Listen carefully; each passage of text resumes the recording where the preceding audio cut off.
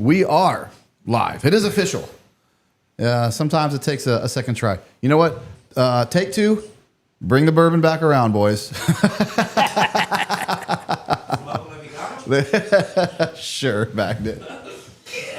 All right. Let's pretend like we've never done this before. Or pretend like we do rehearsals when we don't. Hey, this is going to be a big episode for us. I hope it'll be a celebration for this country's done, but it's also going to be a celebration for life. We're going to start this thing out by commemorating and honoring the fallen. Drew, can you bring up the pictures? Corporal Matthew Snook lost his life. He was shot in the line of duty as a state trooper in Delaware. And also Staff Sergeant Kevin James Kelly Jr. actually lost his life fighting in Ukraine, former Green Beret and Ranger Regiment, and former 20th Grouper as well. But fought and died fighting what he believed in, fighting the good fight, fighting the enemy, and we will honor both these guys. Drew, can you lead us in a quick prayer for these gentlemen? Sure. Heavenly Father, we thank you so much for who you are. Thank you for these men. Thank you for the families that you've given to America to raise these kinds of men to put their life on the line and serve their community and their country. And Lord, we pray that their sacrifice is not in vain. We pray for repentance for our country. Lord, I pray that you would bless America. Lord, we pray for the Snook family and the Kelly family. Give them peace and comfort during this time. And we pray that you will raise up men to replace these boots. We pray these things in the name of Jesus Christ. Amen. Amen. To the fallen.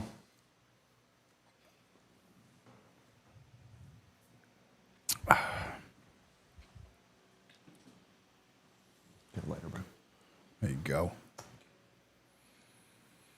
All right. I hope to be doing more of the celebratory part of this podcast, and that's American Special Operations absolutely putting boots to bad guys in a swift, decisive way that only the Delta Force can do. Let's talk about it.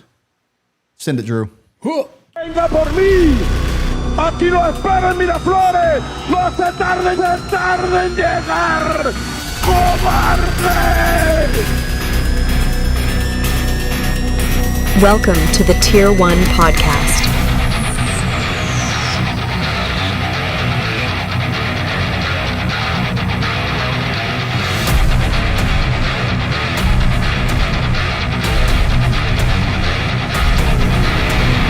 This is amazing, dude. Check this out. Got him. I mean, when's the last time you felt this proud to be an American? Dalton Fischer, everyone, in case you've never watched YouTube. Welcome to the show. Thanks for having me, man. It's good to see you. Yeah, it's this time we have switched roles. Yes, I don't know how I feel about it, but I'm here to take a back seat like everybody else tonight and listen. So, oh, feel free to put your 2 cents in. We got things worth talking about, and I don't mean to be biased or press you, but name a greater raid than what America just pulled off, or put one in contention with it. I mean, the first one that comes to mind is the Bin Laden raid, but they're apples and oranges. Next. It's true, and it's not me being biased or anything. Like this is 100% a step above. I mean, no one had to deal with Chinese and Russian air defenses. Like they were worried about air defenses, but being worried about air defenses and actually taking out air defense, national level air defense things are completely different. Snatching a president right inside his own military base, while just to tell the difference. And it was a great raid. Boy, don't let anyone mistake that I'm up here seal bashing. People already think I am, but I'm just proud of my unit. Bin Laden was secured by his family, not exactly not exactly the most well trained, and they fell just like they weren't very well trained. But it wouldn't have mattered. It wouldn't have mattered who was there because SEAL Team 6 would have taken care of whoever was there, I assure you. But the boys took care of 32 Cuban personalized bodyguards. It's just crazy. I mean, snatching the president of a country and unscathed, essentially unscathed, is insane. We're going to talk about it. We're going to get into details how big this is. You guys want to take a stab at a mission as notable as this? Mike's in between you guys. From somebody who has zero military experience, Yeah. I can tell you everything I've seen. I couldn't be more impressed. Panama Rescue. That was a bold one. That was a good one. When they rescued, this is gonna kill me. Oh man, my unit rescued that guy too, and I've met him before. Kurt Muse. Kurt Muse. The Kurt Muse rescue was pretty audacious. That one's up there. Also done by us. Let's see. Drew, let's see. Who's this episode brought to you by? I'm glad you guys asked because I'm going to tell you. Oh yeah. Lower left there, Drew. Yeah, I'm on it. I'm on okay. it. I know you are. This episode is brought to you by Elevated Silence. Builds phenomenal products that make life more enjoyable for everyone. Their engineers and product development team work with the science of silence. They have cans for everything from 300 Norma to 22 Short. Each is finished with a proprietary coating that prevents carbon buildup inside the suppressor. 22s are the exception. They offer every mounting option you could want. The Dura HD 556 gives you minimal blowback while still delivering top noise reduction. And their new 30 caliber line is 3D printed titanium, and it is out now. Go to elevatedsilence.com and use the promo code Tier1 for 15% off your order. Elevated Silence just wants to make the world a quieter place. That's all they want to do. I like that. I agree with that. It's a good slogan. It's a great slogan for a suppressor company. All right, let's talk about it.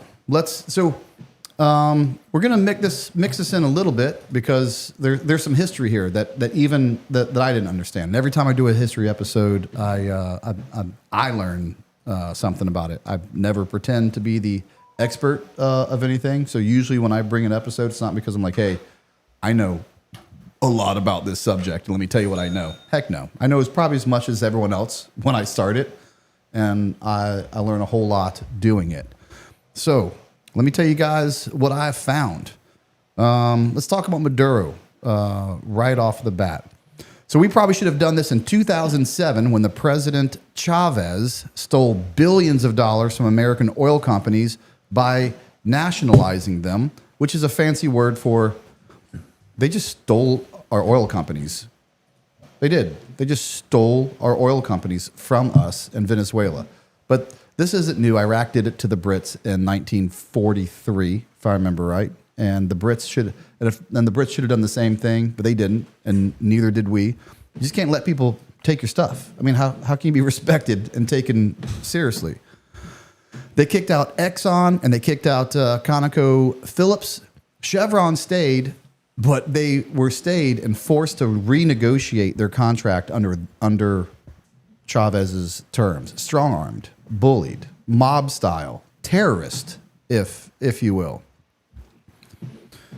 Now, following Chavez's death, so this is, in case people didn't know this, Maduro was Chavez's vice president. So he's been around this the whole time. He comes to power in a tight election in 2013, but no one really that I can find is protesting that particular election in 2013. But under his rule, gross domestic products shrank by 80%. I had to double check this figure 2 or 3 times. Inflation up 1,000,000%. Yeah. Under his watch. And in 2018, and after that was up to 2018, and then 8 million citizens fled the country because of his policies, because of his economic policies, because of who he is. Well, we're going to do some more things that he did. His human rights history is about as good as his economic policy. According to the UN in 2024, and this is United Nations, unbiased. This isn't, President Trump's press secretary. This is United Nations themselves in 2024 wrote about the human rights situation in Venezuela, and they said arbitrary and unlawful killings, torture, arbitrary arrest, unlawful recruitment of children, serious sanctions against free speech and freedom of the press, violence against labor unions, which is crazy because Maduro started out as in the unions. But when he gets in control and gets greedy, he's like, no, I want all the money. No unions. Only when I'm a part of the unions. Violence against the press, human trafficking, including forced labor and presence of the worst forms of child labor. According to the UN, great guy. His political record is not shockingly just as bad. He barred the leading opposition candidate, Maria Corina Machado, from running in 2024. Basically like, hey, I know you're going to beat me, so you're not allowed. You're not even allowed to run. And even then, his opponent, that was the lead opponent. And he still lost to the next opponent. That's how bad his own country didn't want him to be in there. So the next one down, Edmundo Gonzalez Lloria, who won in a landslide. So with the potential of losing power, Maduro forces Gonzalez into hiding and declares himself the winner in a dictatorship-like style. So at some point, all this is going on, we put sanctions on him. Because really, that's what spineless politicians do. They just say, "Hey, they say a lot of things. They don't really do anything." But we sanction Maduro, with Maduro's legitimate national business of oil down 80%. He steps up the country's drug trafficking business. He partners with the FARC and sets up a network so massive that he gets the attention of the United States government, and they put a $15 million bounty placed on him. And then after that, they raise it to $25 million, and then they raise it to $50 million. Along with that and this political takeover and human rights violation, the U.S. turns also to sanctions to deal with them. But it wasn't only America.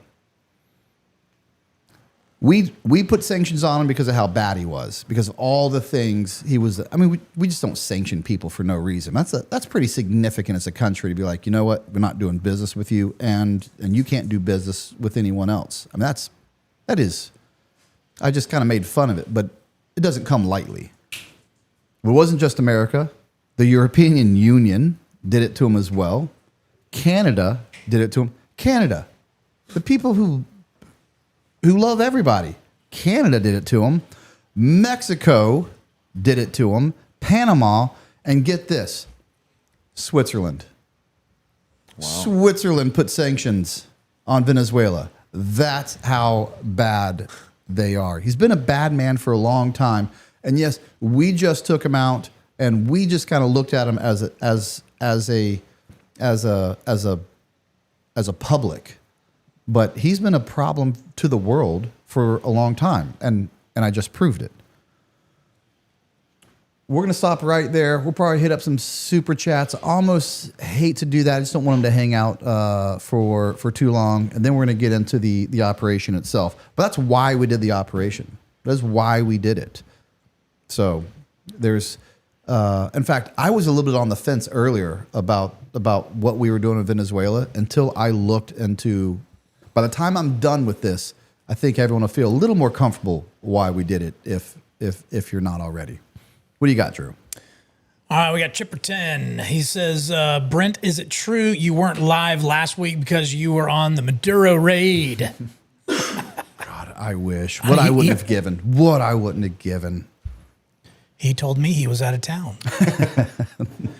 All right, Six's mom says, wouldn't wouldn't be you and Drew if it was perfect. The truth, that's how you know it's real. That's right. why we watch Brotherhood and Laughter. Aloha from Cowie. I say it all the time. I love consistency. And Drew, you deliver me consistency every life. Day in and day out.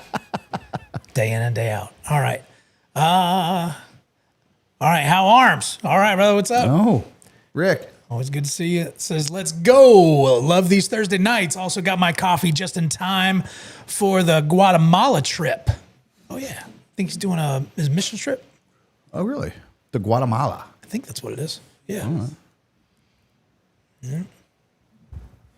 Well, while you're down there, take out some drug lords if you're. Yeah, if you're so inclined. Yeah. give the people the gospel and give the president the good news. Reminded me of the airplane in Bahrain that Delta Force did. Say it again. The airplane that you were asking what else they did. There was the airplane in Bahrain that Delta Force did. Is it the Panama? Bahrain. Yeah. I don't really remember that one. What they did. That's what Rick said. Okay, must have been fairly routine. But then again, everything they do is amazing and routine. He's just saying that he forgot about it. He was there. All right, Holy Fook.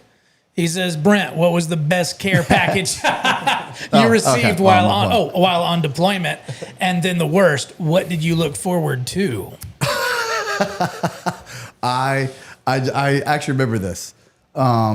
And by the way, Holy Fook sent us a care package. Yes, he did. It was very nice. And we're Thank you, going to brother. talk about it later on the show. All right. So I haven't forgotten about that.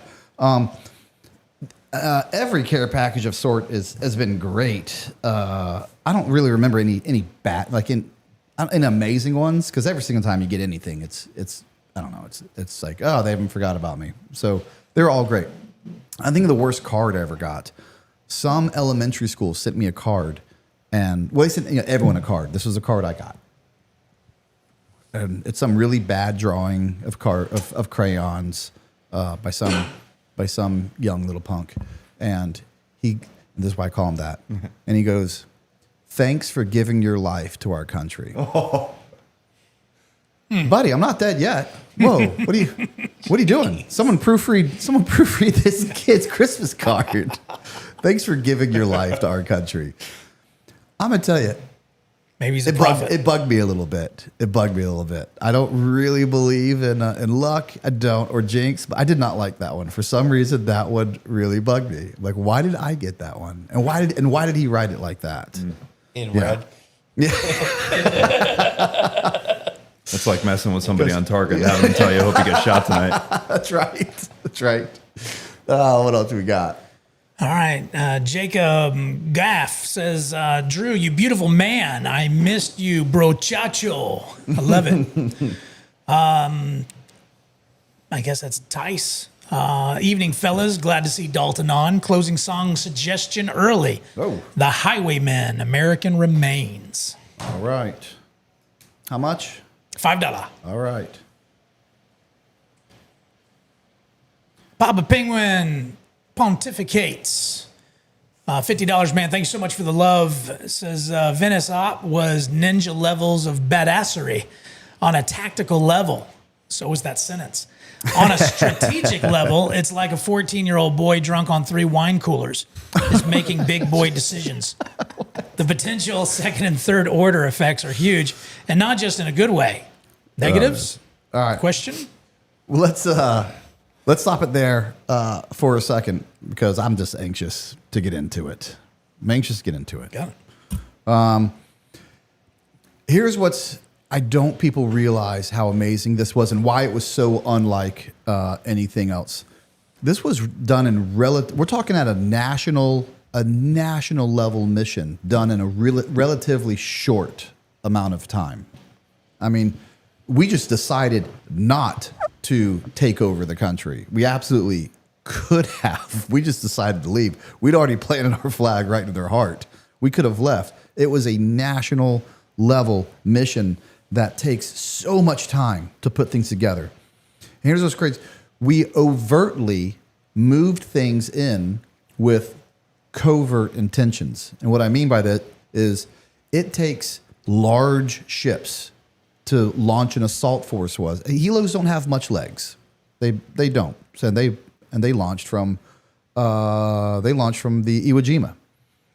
So they have to get close. But how do we get the USS Gerald Ford strike group and the Iwo Jima amphibious ready group here without them thinking something's going up? You start striking boats beforehand and show this is your intention. You start stealing oil tankers, like, oh, that's why they're there. We moved 2 massive, strategic, you can't hide, biggest boats in the world and completely hid our intentions. Solid work. Solid work. Our intelligence agencies, they use geointelligence and HUMINT to pair together the perfect picture of pattern of life. They knew each of the layouts of all of his safe houses.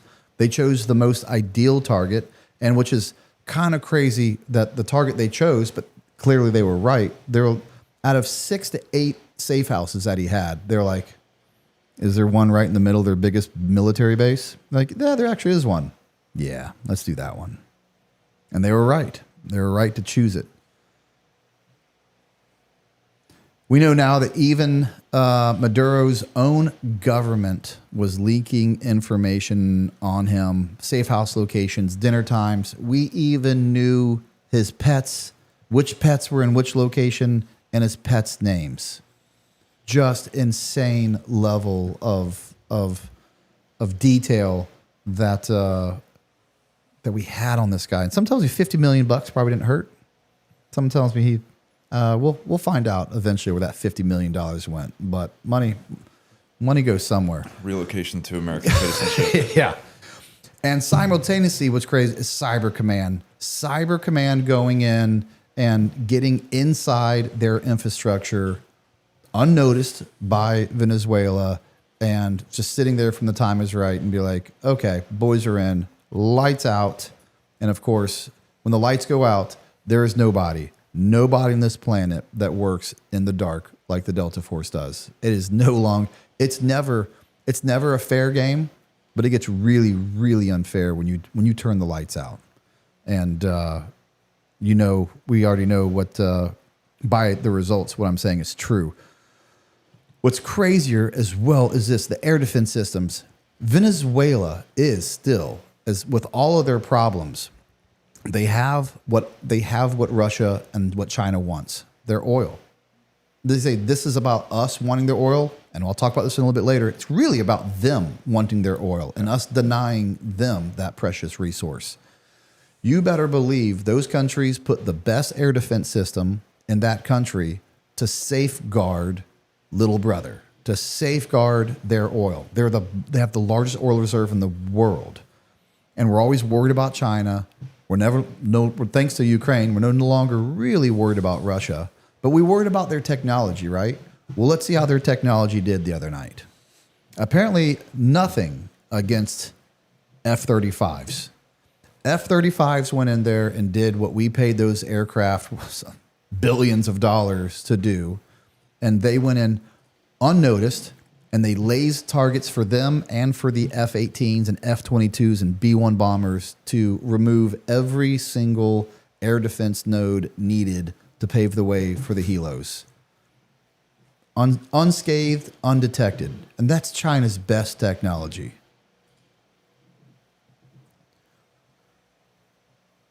We also had RQs up. Marika, MQs, baby.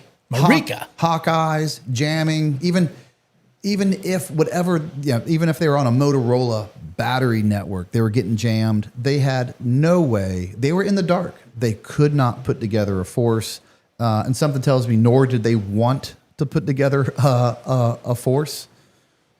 We basically, and then the slow movers had it's like a fullback and some nasty offensive linemen going in there and clearing the way for the running back. And they went to the end zone practically untouched. It was just a master class in the use of a full integration of various platforms.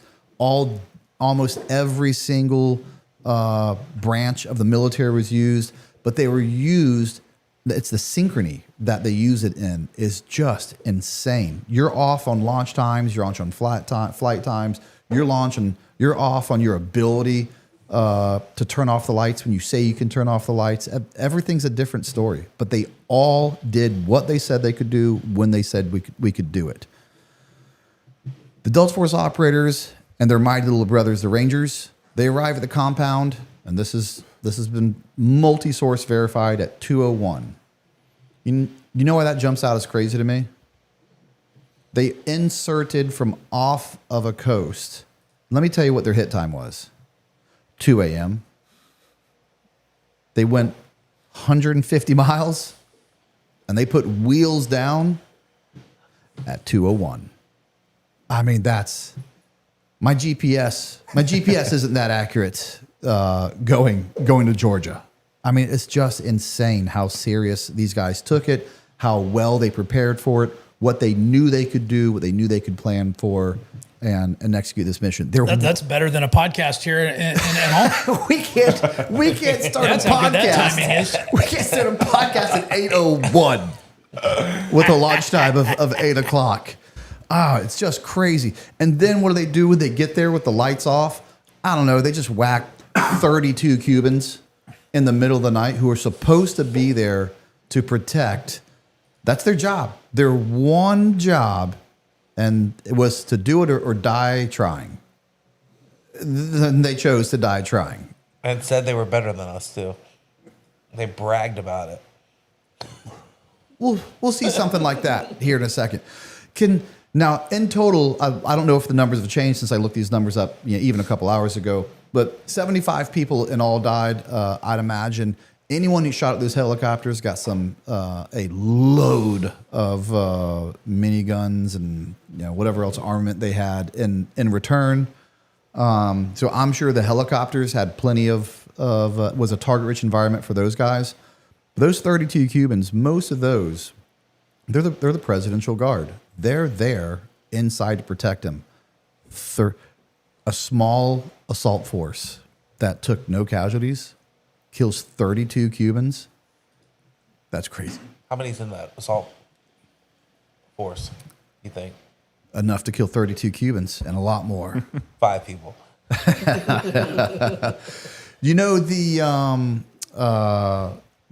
heard of the Sante raid? This one, so it was a POW camp. It was, at the time it was called the Greatest Raid. It was a Vietnam raid done by SOG, and they were 24 hours too late of freeing all those people. But they still had, it was huge because they had foreign advisors that they said weren't there, Russian, Chinese, and Vietnamese.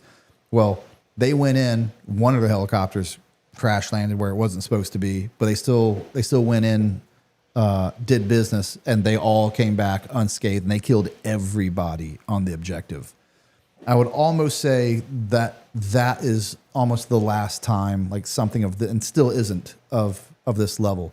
Plus, we got the guy we were looking for. Well, it's always a little bit nicer when it's successful. But the Sante raid really laid the groundwork for high level special operations missions. They did a mock-up for that mission, and they rehearsed over and over and over and over and over again. And as we already know from our own government reporting, we did the same thing. We had a mock-up, and they rehearsed over and over and over and over. They could have done this with their eyes closed, and to be able to move at that speed obviously was and not have to make decisions. Every decision they had was already made in their head. They only had to say, "Hey, if it's not happening, how do I adjust?" And they get to his room, and they land and get to his room before he can even get to his escape room. How fast is that? How crazy is that? In fact, they had no idea that it was coming and had a little bit of a heads up. Maduro's wife is quoted as saying, they basically woke up at the same time, kind of looked at each other, and she goes, "I hear helicopters." From the time she gets to tell her husband, "I hear helicopters," to run to the escape room, Delta Force is there going, no, you don't. They almost, But it wouldn't have mattered if they'd have got the escape room. We'd have cut it open in a matter of minutes, and they'd have just been coughing a lot. It's better for them this way because the end result would have happened. And heck, even a few more minutes there, I guess maybe 40 or 50 Cubans would have died had they stayed on the objective a little bit longer. So what an absolute master class of joint operations, and everybody. It really wasn't. It wasn't the Delta Force being the best that night. It was the 160th being the best that night. It was F-35s being the best that night, F-22s, F-18s, Cyber Command. The American military from top to bottom was the best in the world that night. Yeah. Oh, I get excited. I was going to say the funniest thing is the videos that I'm seeing now of Maduro saying that, oh, I didn't have Cuban protection. I don't have Cuban protection. I mean, absolutely hilarious. It reminds me of like, you guys saw like Jack Ryan season 2. Wait, here's the thing. He wasn't lying. He wasn't lying. He did not have Cuban protection. He just had Cubans hanging around him. He had no protection. We didn't even trust his own people to protect right. him. That's the point, right? Yeah, and poor you guys. Your POS mayor who still believes socialism can work. Look at Venezuela. He crashed his economy by 80%, 1,000,000% inflation. He can't even trust his own people to guard him because they hate him because they know what he's done to their country. He has Cubans guarding him. Good job, socialism. But look how good it worked in Cuba, Brent. I know. I know. Some say that thing's about to financially fall next year. I know. Or this year. But apparently, killing 75 people, including 32 of his security force, didn't impress everyone. Let's go to Twitter, Drew. X, if you will. Medal of Honor recipient Dakota Meyer writes, I bet Nicolas Maduro is at least thankful it was Delta that showed up and not SEAL Team 6 with Rob O'Neill. Of course, Rob saw someone write something about him and had to immediately repost it and let everyone know that someone was thinking of me. So apparently that wasn't impressive to those guys. And two, I guess they don't understand what a snatch and grab is. Maybe if you think that he was going to, if there was a chance they were going to go in and kill the actual target they were there to capture, well, maybe that's why you weren't sent. If you think that was your job, then maybe that's why they didn't send you. But I digress.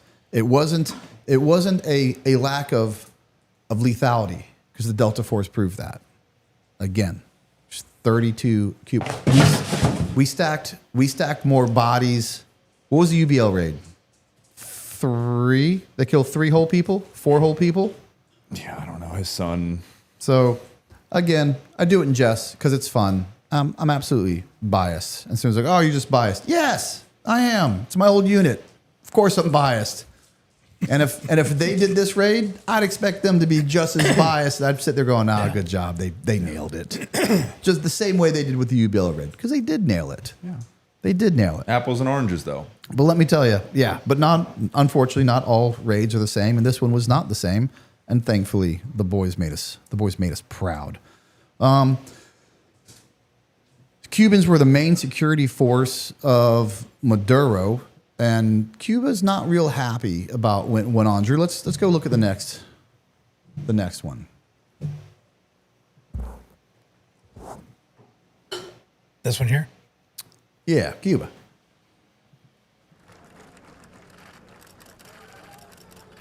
What do you got, Cuba? Cuba condemns and denounces these actions as an act of state terrorism. Well, they would know state terrorism. A criminal assault against our America, which is a zone of peace and a violation of sovereignty of a nation that is a symbol of independence. Pause it. Yeah, they're independent. They're so independent that Maduro independently decided he's the president forever. That's pretty independent.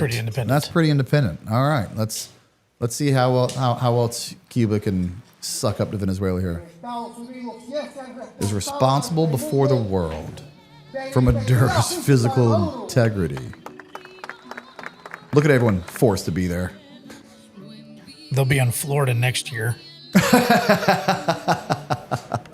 Great. I'm looking at my neighbors. Look at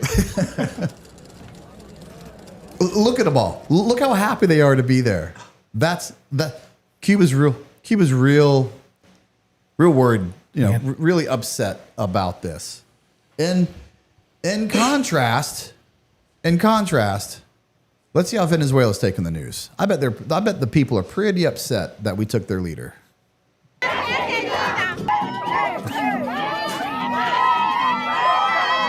Oh, it'll be all right. Cheer up, Venezuelans. Oh, hold on. Drew, how long is this video? This is 12 hours long. 12 hours long? Skip ahead a little bit. Let's see. They're pretty happy. If you feel like your brain craves they're out there just as much happy as it and craves cold. being a man of integrity, it's probably no coincidence. Some of my favorite videos, just keep skipping ahead randomly. Some of my favorite videos have been Venezuelans waking up their significant other, like in the middle of the night, and being like, "Hey, they captured Maduro." And like, "No way!" And they just start crying. They just start crying because they finally have hope for their country. Yeah, they're out there in some pretty cold weather, man. Yeah. They're excited about it. And of course, what kills me, all right, we can, like I said, we watched this for 12 hours. What kills me, these people love America and they love what Trump just did. And what are our people doing right now? We have our dumb liberal white kids defending a king who just protested and promised no kings. It's not right. Democratic elections. That's what's important. No kings, no dictators. And it's like an SNL skit. Can't make it up. You can't make it up. Only Donald Trump can make the Democrats now have to cheer for a dictator, and they happily do it. And they will. And it's you just did a no kings rally. It's absolutely insane. All I had to do was Google human rights violations. Like the left hate human rights violations, and they're a walking human rights violation. Like, you're from New York. Tell me what's going on in your guys' minds, dude. I think that's like it's just one of the worst. I feel like people, whatever Trump does, then people will have to push back on it, regardless of how good it could. He could cure cancer, and they'll say that he's putting doctors out of business. But it's so divisive and argumentative these days that like anytime people can't be objective anymore because it feels like you're ceding ground to the other side. And I think we're totally losing the plot, and we're all Americans, man. I know that's maybe like idealistic and kumbaya to sit here and say, but it's like, Right. I mean, you're telling me 100% of the time you're against us? Everything we do is wrong? I mean, we can't be wrong every time, guys. Like, come on. Every time we're wrong? But what's crazy is the Dems, they wanted him gone too. Drew, pull up that Instagram post. The Democrats act like we don't have the internet. Here's Chuck Schumer. And yep, you had it. And the president brags about his Venezuela policy. Give us a break. He hasn't brought an end to the Maduro regime. Well, seems like that didn't age well. The Maduro regime is more powerful today and more entrenched today than it was when the president began. It seemed as if he wanted Maduro gone, didn't it? No. What does he say now? An end to Maduro's regime. That's right. It's what he wanted. It says he hasn't brought an end to Maduro's regime. And now he says this is reckless, and the American people are just this morning in fear of what's going to happen here. No. All right, let's. But he can't be the only Democrat. Oh, Pocahontas herself. Yeah, give us a voice of wisdom, Elizabeth. Maduro is a dictator and a crook. The United States should lead the international community. When we did, that's we let it. And addressing Venezuelans' humanitarian crisis and supporting regional efforts to negotiate a political transition. Well, guess what? We are now negotiating, and they're negotiating freely, a political transition. We don't negotiate with terrorists. Pocahontas got what she wanted, but now she says the American people voted for lower cost, not for Trump's dangerous military adventurism overseas that won't make the American people safer. How about not bringing 8 million Venezuelans, part of them gang members, into our country? And that is a fact, that their gang members have flooded into our country. Yep. How about not bringing all that cocaine into our country? I think we're a little bit safer. How about not giving communist China and Russia a launching point just south of us and an ally? And they're not the only ones that are there. Hezbollah is there. So, yeah, Hezbollah trained their some of their military. So yeah, we're not Hezbollah, Hamas and Hamas. Yeah. Yep. We're a little safer. We're a little safer, actually. That's a lie. But so is you being Indian. What's next? Old Dick Durbin. What a name. We can't allow this president's short attention span to stop us from delivering our promise to help the Venezuelan people. Don't worry. We upheld our promise. The problem is you forgot your promise, because now you're saying I disagree with President Trump's use of military forces without congressional approval. Now, this will be a long episode if I went over. Just go to next. There it is again. Go next. There it is again. Next. Next. It just doesn't stop. It just doesn't stop. All these people wanted him gone, and then he's gone, and now they hate Trump for it. Here's the problem. They want to talk about Congress not having the approval to do it. Well, it made me look up a few things. You know what mission Congress didn't support? The UBL raid. I should say they didn't support it. They didn't know about it? They didn't vote for it. They didn't approve it. Would they need to?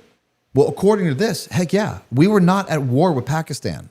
Pakistan was not inside a war zone. But Congress didn't have a problem with that one. You remember old Noriega? Yeah. When invaded and grabbed him? Guess who didn't approve that one either? Congress didn't approve that. Not at all. I guess, I don't know if Congress needs a history lesson. Maybe they need to watch more of my history episodes. I don't know what their problem is. Grenada. Grenada was an all-out invasion, if you will. Congress didn't approve that either, because Article 2 of the Constitution allows the commander-in-chief to be the commander-in-chief for short durations. Now, if you go past 30 days, you'll have to get an extension up to 60, and anything after that, you're going to have to get congressional approval. But if the president of the United States wants to go grab someone short-term and come back, he could have stayed there for 29 more days and still been within his legal authority. I don't even know. Do they think we don't have the internet? Like we can't, and they say this all the time. What he's doing is illegal, only to find out that's not true at all. It's just not true. It absolutely just kills me. Drew, we'll do it later. I did it pretty much verbatim. Let me tell you something else Venezuela's done, and this is just near and dear to my heart. Anytime you take an American, there should be a price to pay. In the last several months, Venezuela has taken 5 Americans prisoners and have not said why they have. Like people that were traveling, they just got picked up in Venezuela and they won't let them go. Which is exactly what he does, because if you go back to his human rights violations, you will see them use words like arbitrarily. Of course, it wasn't arbitrary. They were Americans, and he knew he wanted to pick them up for prisoner exchange for prisoners. Yeah, and to have some sort of leverage. But so you guys are okay with him just snatching up Americans for no reason? No, I'm not. In fact, we should have done this in 2007 when you messed with us, when you messed with our oil companies. We should have done this the first time you snatched an American and didn't tell us why you did it. Well, guess what? People, they're going to stop snatching Americans right now. It's not a good idea. People are going to think twice before they nationalize any of our assets. Like, we're back. Like, just sanctions don't mean anything. So the bigger, we'll wait. Let's go see a couple. We'll go to Super Chats just real quick. So there's some videos I also want to watch. All right, let's see. Holy Fook says, great train raid in Italy in World War II by British SAS. That was a good operation. And Papa Penguin pontificates once again. He says, by the way, the prior 50 and this $10 for Walk by Pantera. Oh, so write that down. Walk by Pantera, total of $60. Especially appropriate for that turd Maduro that just got flushed.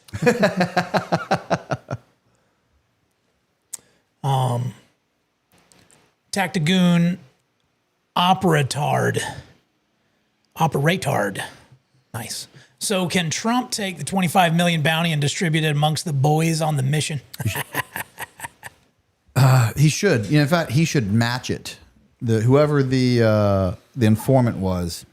We got thanks to the tariff money. We got plenty of money. You get 25 million. You get 25 million. You won 60th. You get 25 million. Just like an Oprah episode. Cyber Command. You get 25 million. I support that. Pilots. You're already rich. You're officers. You're good, and you get to fly jets for a living. Here's a couple mil. Heck yeah. Holy Fook says Operation Barras, September 10, 2000. In Sierra Leone. Oh, yeah. Where that British was a good SAS one. rescued 6 soldiers of the Royal Irish Regiment. You know that one. By the way, splitting the spoils of war, it wouldn't be the first time we at least tried. When Patton's army found a ton of German gold, he sent up to the higher command and said, hey, I would like to split this between the boys. They deserve it. Let's keep going. And of course, we're too good as America. And like, no, can't really keep that. That'll go back to rebuild Germany. But Patton was a real one. That's how much he loved the boys. He was gonna. The problem is he shouldn't have even asked. Dalton, you're rewarded $25 million from the United States government. This is me actually lovely. talking. Oh, okay. What do you spend it on? That's a good question. $25 million. Mike, a little closer. With the pinky on. Mike, a little closer. You know what's so weird? This is like basic 101 question, like that you would ask somebody, and everybody's got an answer for it. Yeah. Probably a couple houses. Okay. Or like places to go. All right. Nothing crazy right off the bat. I feel like I would give it like a nice grace period. Yeah. Because that's when you go nuts. You get the big lump sum of money in your bank account and freak out. For sure. You don't want to let it change vacation house you. in Venezuela. You know, I feel like my life wouldn't change so drastically. I just wouldn't worry about anything anymore. Move to Florida. Move to Florida. Drew, what would you do with 25 million? In fact, I think they upped it to 50 million before it's all said and done. Pretty sure now. I got to double check that. I don't know. I'd have to call my wife and find out what I would do. 25 million. Woo. Let's see. I'd buy everybody a Corvette. Just passing out Corvettes. And then, of course, I'd give away probably at least $20. I'd give at least $20 to charity. Okay. Yeah. All right. You'd be like Cat Mr. 2 Deeds. Foundation? Yeah. On August 7th, 2025, the department announced a further increase of the reward to $50 million. Zing. $50 million. That's crazy, man. I love it. I freaking love it. All right, Mac Cheese, thanks for the $5. Papa Penguin pontificates back again, says you forgot Brazil vetoing them from joining BRICS Yeah. in 2024 over election integrity. Yes, I saw that. Yeah, I was actually surprised how much kickback internationally he got from that, because it wasn't a story here. We didn't really care about it. No one said anything about it until recently, but apparently it was a pretty big deal. Just no one would do anything about it. That's what I'm tired of. I'm just tired of everyone going, "Don't do that." Yeah. Okay. Yeah. Well, all right. It's like a parent in the grocery store counting at their kid. I'm going to count to 3. 1, 2, 3 happens. The kid's not doing anything different. Okay, I'm counting again. Oh gosh. Get your paddle out and beat that kid. Right. That's what we are. We now have a parent in charge with a belt. Yeah, that's right. And the world's upset about it because we've been getting away with timeout for so long. Yeah. I'm counting to 10 because 3 didn't work. That's a great parallel. Samuel Wright, $2. Brent, did Tim Kennedy really write the op-ord on that? I'm sure his next book will tell you that he did. Certainly. Right wing nut. Welcome, Dalton. Love your show. What's up? Thank you. Appreciate it, man. Absolutely. People who haven't seen your show. There's a few people in here who haven't heard of you. So where do they need to go to see your show, bro? Yeah, man. Check out Dalton Fischer Podcast. It's pretty much, I have an episode with Brent, and it's the same exact thing. It's me not speaking very much at all, and Brent talking a lot, which is what I want. It's what everybody wants. So I'm a man of the people, and I keep my mouth shut, ask informed questions, and have interesting guests. So if you want to check it out, I'd love to see you over there. Oh, man, you do a great job. Thank you. Anybody who makes my brother look that good is doing a great job. Just kidding. All right, let's see. Wade Hatchett. I like that last name. Any truth to their playlist? I don't remember you listing Chief Keef. Yeah, I would. Oh man. Yeah, I'm sure several people had their own playlists. You know, trust me, no one else was in the Delta Force's kit up room except the Delta Force. So no one. You guys don't know what they were listening to, but I can tell you what they weren't listening to. I can tell you the men weren't listening to Chief Keef. Chief Keef. What is it? Chief Keef? Keef. Okay. Chief. Yeah. Chicago rapper. Brody Martin, man. Thanks for the C note. Love it, brother. I first heard of Keg Daddy on Dalton's podcast. Yeah. Heck yeah, for having him on a Thursday live. Also, salute to Dalton's man bun. Whoa. It's dang good. Song choice, Bombs Over Baghdad. That's a good one. Get Brent back to his roots. No. Okay, hold on, Drew. $100. I haven't asked you to do anything technically difficult in a while, although you feel like everything has to do is technically difficult. Yeah. Can you poll the audience? Okay. If Dalton should keep his man bun or not? Yes. He's considering. It's coming off. It's a matter of time. Well, maybe we can talk him out of it, or maybe not. I just want to know what the people think. I'll tell you what the people think, and they want it off. They don't want it on. I want to know. Listen, it's easy. I don't have to get haircuts anymore, and that's it. I donate to little children that have cancer. So, don't play the ace of spades on us. How long does it have to be to donate it? I think 10 inches, maybe. Okay, it's long enough. Yeah. Oh yeah, I know what 10 inches is. My wife just cut 5 inches off of mine.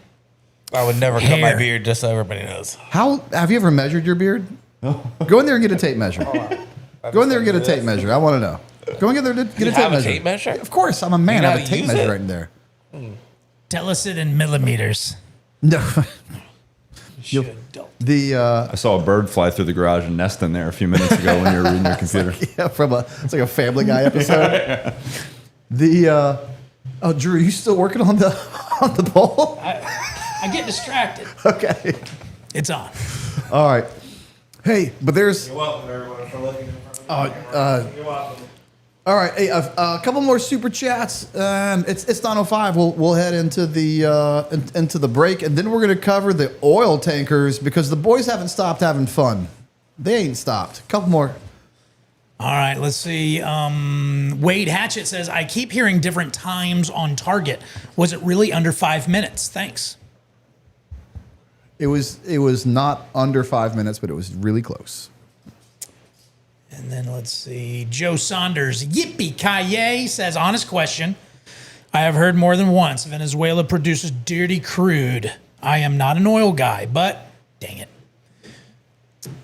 I saw them. So here's what's interesting. I started looking up oil, and sometimes what people say is actually not true, that we're a net neutral oil country or a net positive oil country. It's actually not true. In pure volume, we produce more oil than we consume. The problem is just kind of what he's talking about. There's different types and grades of oil. And for certain oils that we need, we don't produce enough of that. So we still do have to buy our oil. Here's another fun fact that people, again, the Dems are upset because they hate America. I'm just convinced at this point, and I would love for them to prove me wrong. But they're all upset that Trump is trying to get them in the deal to give back 50 billion barrels of oil.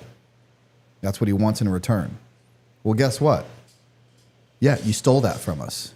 You stole our oil company's supply.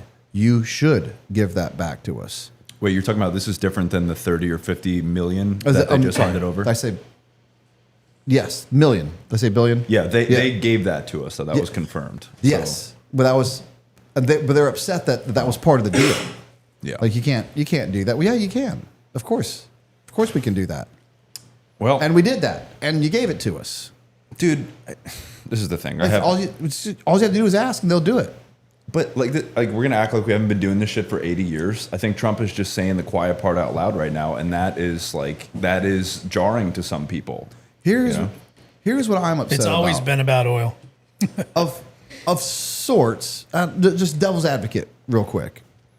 I'm not saying oil has nothing to do with it, but I also would argue it doesn't have everything to do with it because we haven't just went to places that have never given us a reason. You know, it's right. We didn't do this back in the 90s when we had no problems with Venezuela.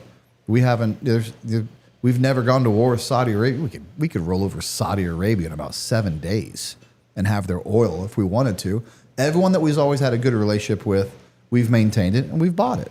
So if it was just about oil, then we just go around kicking everyone's ass and taking their oil. I think Trump is different though, and I think like you alluded to before, it's less of an. It's Trump not about is. Venezuela, man. It is about the oil, but it's about what it does to China and what it does to Russia. Yes, and that's the to me the bigger play. And Trump is there's of course the Dems are playing it, trying to prove their point, but you're not proving a point because he's not hiding it. Trump's been talking an awful lot about the oil, and hey, just be honest with us. And here's another thing that's if we need oil as a country, then for us as a country, if someone deserves to get their ass kicked and take their oil, then I'm okay with it. What are you going to do? Just die off as a country because we starved ourselves on oil? I'll just say again, I'll say the quiet part out loud. I don't care if that's what it takes for America to continue on. Yeah, that's what we'll do. It's no different than law enforcement, right? Law enforcement, if they bust a house or a car because someone's dealing drugs, they don't say, "Oh, all this drug money. Well, we can't touch that. That's not ours." And what's crazy is because we are decent people. I hope but here's what we'll do about their oil. We'll buy their oil. Look, we appreciate the donation, but we'll buy your oil because we're going to buy it from someone. But the bigger deal is, and I almost feel bad that I didn't realize it until later. It is about oil, but in a more direct sense, it's not us gaining oil because we already have enough oil and we buy enough oil. Does anyone know that we're in an oil deficit? Does anyone hear in the news that cars are shutting down because we don't have gas? We have enough. We have enough oil every day. Every day we have enough oil. What it's more about is 20 or 30% of China's oil comes from Venezuela. 20. Russia is sanctioned and can't sell their oil abroad. And those tankers they keep on snatching, those are ghost ships by Russia going into Venezuela and then moving their oil around. Yep. We've essentially finally punished China and Russia for being the big bullies, and we've denied them oil. So it is about oil. Yeah. But it's really about denying them oil, not us getting oil, because we get plenty of oil. And it's about being energy dependent on this side of the hemisphere. Yeah. Yeah. And again, denying our enemies a foothold in our hemisphere. So it does have to do with a lot. Another thing that just, hey, let's just say it out loud. I don't care. Cuba next. Cuba next. Let's just go take Cuba. I'll say it. Let's go take Cuba. They've been a pain in the butt for a long time. The Cubans that migrate to America are some of our best migrants. They are. They are hard workers. They're great people. They're proud Americans. They hate socialism because they left for a reason, and their parents were smart enough to remind them, hey, don't ever fall for this trick like we did. Let's go take Cuba next. Let's remove communist foothold in our whole hemisphere. Well, why do you think Maduro was taken to New York? What is unique about New York? Why he needed to go to New York? I would have liked to see him go to Miami, where all the Cubans are. You'd get different people in the streets in Miami, but I don't know. Your thoughts? I don't know. I didn't dig into the legalities of why New York. Is that just, you want to take a stab at that? I don't know. Is that where they just charge people federally with crimes like that? Can you guys look that up while we? I mean, I know it was the Southern District that charged him in federal court. Okay. Yeah. But I mean, DeSantis is also Get that mug in the mic right in there close. There you go. DeSantis is also talking about bringing charges in Florida as well, but I think they'd be state level charges rather than federal charges. I do know this. The judge that's presiding over it isn't exactly pro-Trump. And did you know she's 92 years old? Is she Then 92? she- 92 or 94. Then she should be old enough to know better. And apparently she should know the law. she's known for falling asleep at the stand from time to time. Wow. Yeah. How is she still a judge? Well, that's the big question, isn't it? What is Biden's going mom. on? What is All right, Drew, take us to the halfway point. We got some oil tankers to talk about. There we go. Revenge is an act of passion. Vengeance is an act of justice. Injuries are revenged. Crimes are avenged. Almost a century ago, big pharmaceutical companies re-engineered medical school curriculum and faculty with one goal: putting profit before progress. Anyone pushing back against the medical matrix they carefully crafted was threatened, silenced, censored, financially ruined, or worse. They are the problem. We are the solution. You're clear to engage. Initials Mike Juliet Alpha. You're clear to engage with weapons. You're clear to engage with weapons.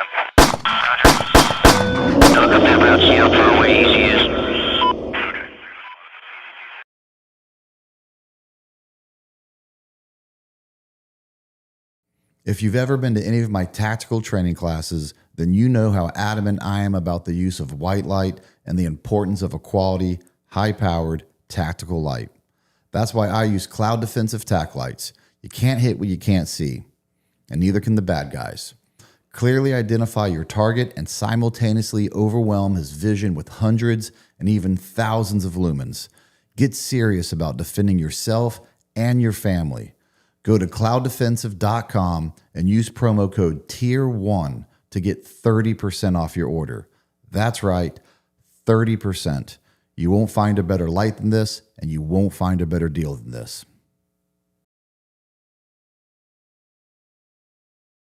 We are more than makers of steel. We are brothers in craft, bound by purpose and forged in pride. Every blade we shape carries the weight of the hands that built it and the hearts that will wield it. Brotherhood Blade stands for those who refuse to quit. The protectors, the workers, the doers. We forge with integrity, we carry with pride, and we stand shoulder to shoulder with those who live by the same code. Brotherhood Blades, forged in freedom, carried with honor. All right. All right. Had to give in some Devin updates. She wanted to know how it was going. All right.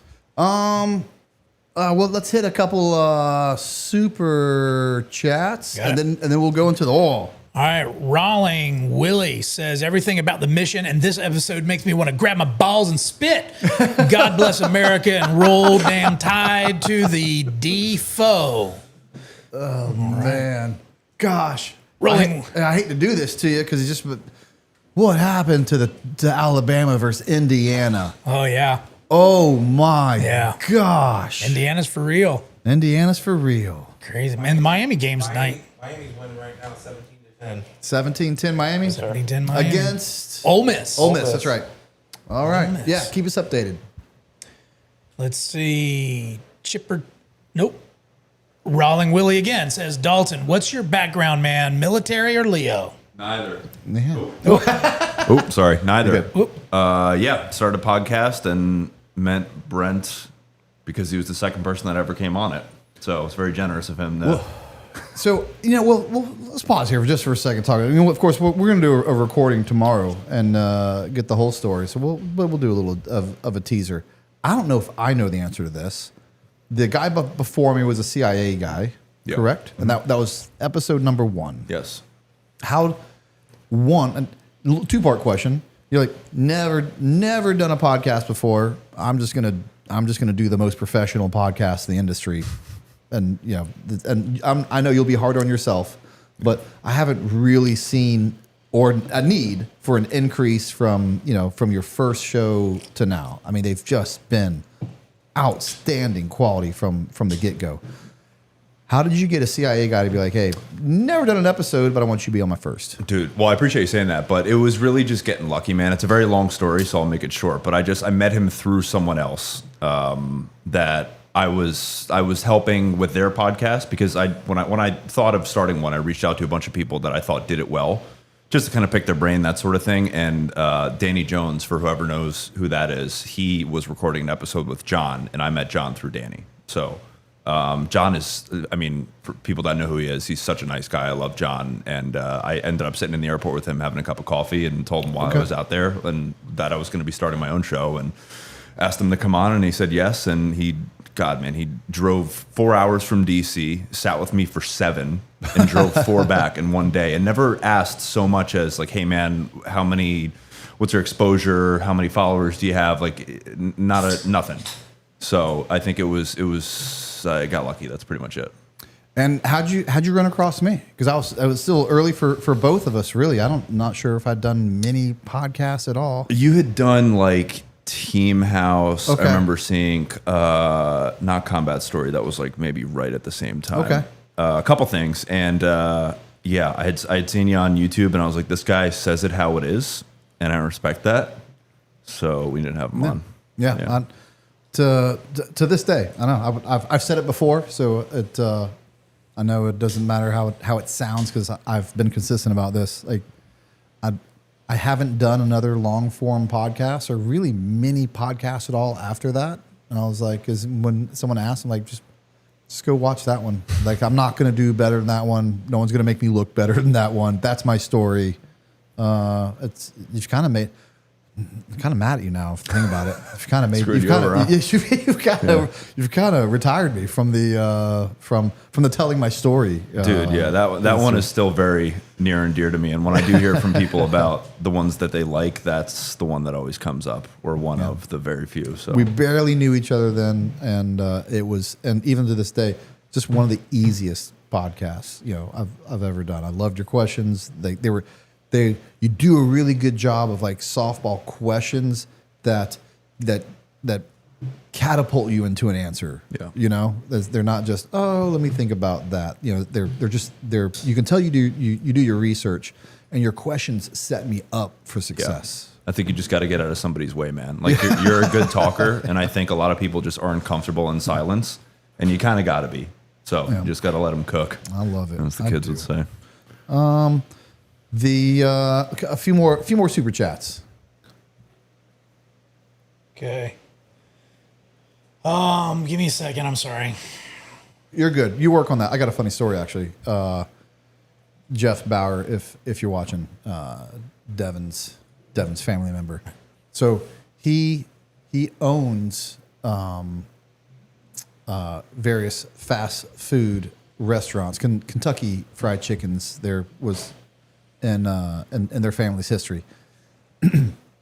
Years ago, I heard the story the other day. Cracks me up. I mean, I'm not saying the guy's rich. The guy, he's doing okay. He's doing all right. All right, he's doing okay. He goes on a date years ago, and he takes this girl. For whatever reason, they're going to McDonald's. And he goes to open the door for this girl, but then walks in. And then it's a first date, and then she walks in behind him. As soon as he walks in, he's the millionth customer and wins $1 million. What? and McDonald's had to pay a KFC owner $1 million. Oh my God. Could you imagine being that guy's date? Seeing him open the door, walk in, and then get the $1 million? It pays to eat at Mickey D's. Oh, She's like, you're really doing a lot to get laid right now, I have to tell you. Man. What are you going to do with your $1 million? I'm going to open a KFC across the street. And the news articles, ran with it. It's just got to be the most. Poor McDonald's tried to do something good, rewards their competitor, and the whole reason why the guy's on a date walks in front of his girlfriend and wins $1 million for it. And she paid for the date. She paid for McDonald's. I think it was apparent once he walked in and the confetti came raining down who was paying for that McDonald's. And the rich get richer. Chivalry pays off. All right. You know what? That's right. Okay, I know now we're going down a slight rabbit hole, but that's what Thursday's for. I open the door, and I open the door for Devin all the time. I still open her truck door. I love opening the door for Devin. But when it comes to going inside buildings, I think a man should walk in first. I'll tell you why. I don't know what's in that building. Like, in a weird way, I'm not like necessarily always on high alert or whatever, but we're always there to protect anyone that's with us. So I'm going to ask you to go in this building that I don't know who's in there. I don't know who you're going to walk into. I feel like I should walk into that building first and then keep the door open for you. And then basically, and now you get to walk in knowing that there's nothing on the other side of this door that could ever hurt you. That makes sense to me when you say it that way. Yeah, but it would, and we say chivalry's dead or something, but women still expect. I don't know if they expect it, but I believe they appreciate it. The good ones do. Yeah, the good ones do. Yeah, like I know you can do it yourself, but that's not the point. Yeah, that's right. Yeah, I don't do it because I don't think you physically. Yeah, like I know you can open the door. Yeah. I'm aware, but that's not why I'm doing it for you. So I know I'm looking to change it. I'm now opening the door, going in first, and then keeping the door open. I believe if she understands the reason why. Like, let me just walk in and then punch out and go to work. Before you get in here, baby. That's for you, King Picks. All right. Back. Oh, wait. How's the poll doing? Poll's doing good. It's 66% cut it. Oh, see, you know what? That's honestly lower than I would think. Yeah. I would say overwhelming cut. I would figure.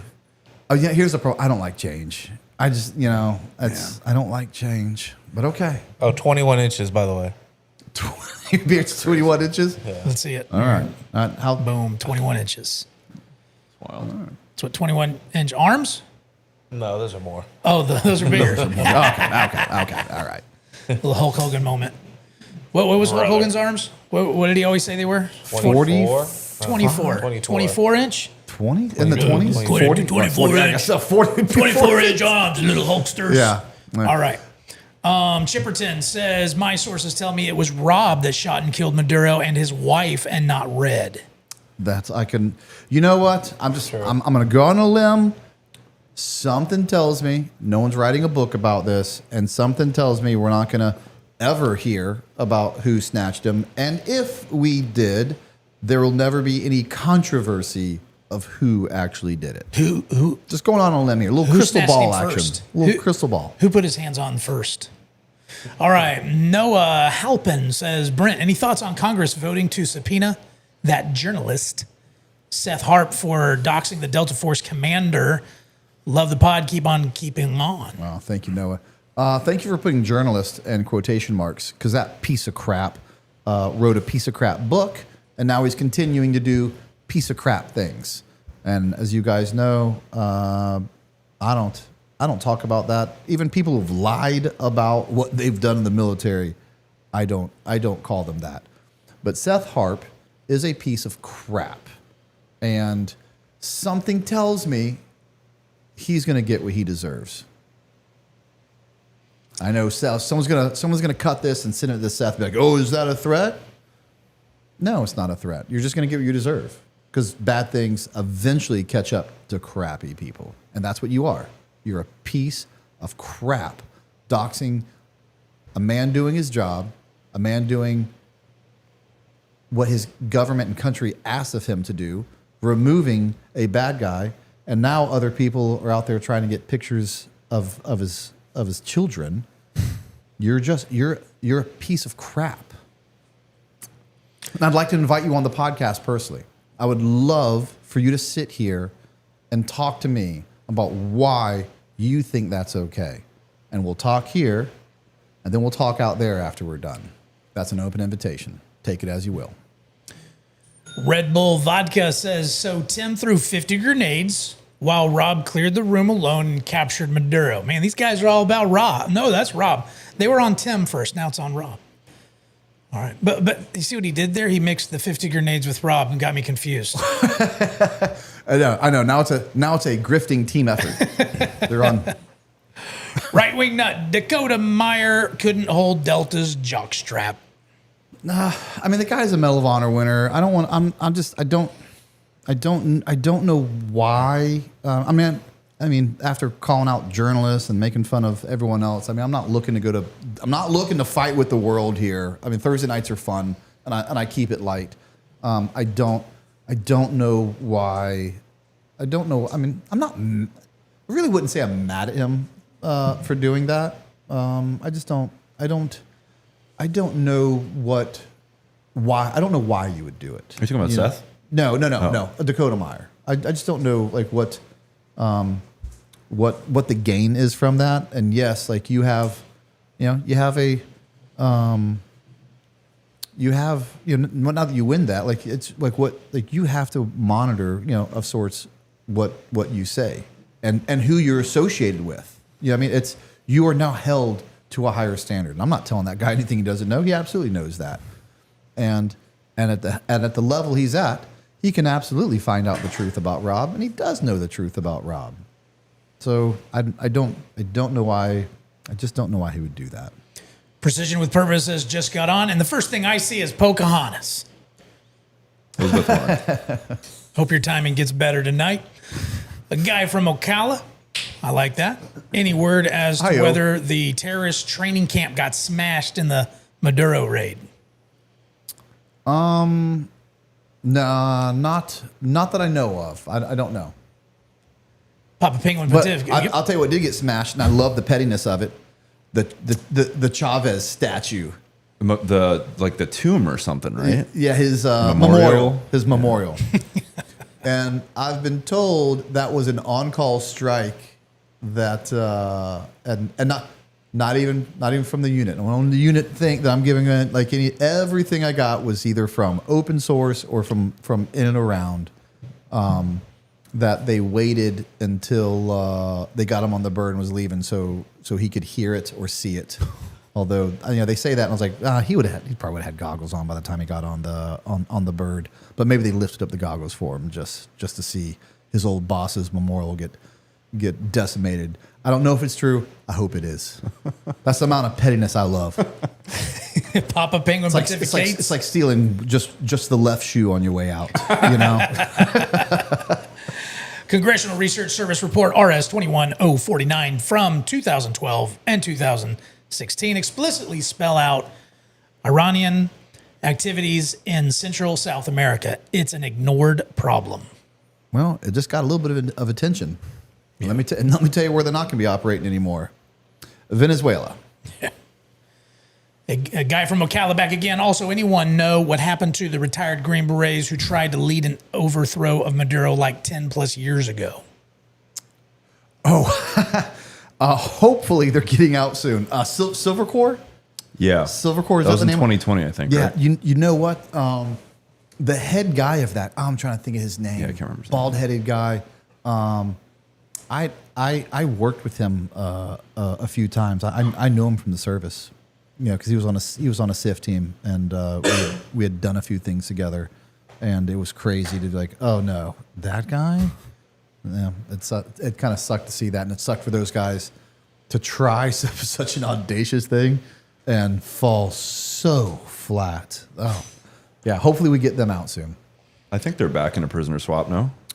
Yeah, okay. Yeah, I should look into that. Because I know we did do a prisoner swap, and I hope they were part of it. I think so.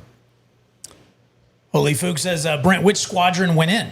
Other than picking up Maduro for some one time, would side ops be going on under the cover of this raid? I won't really speak to the side ops. It's just not appropriate. But I don't who went on the raid? See, I knew someone would ask me that question, but I won't be able to answer it. You see, I won't.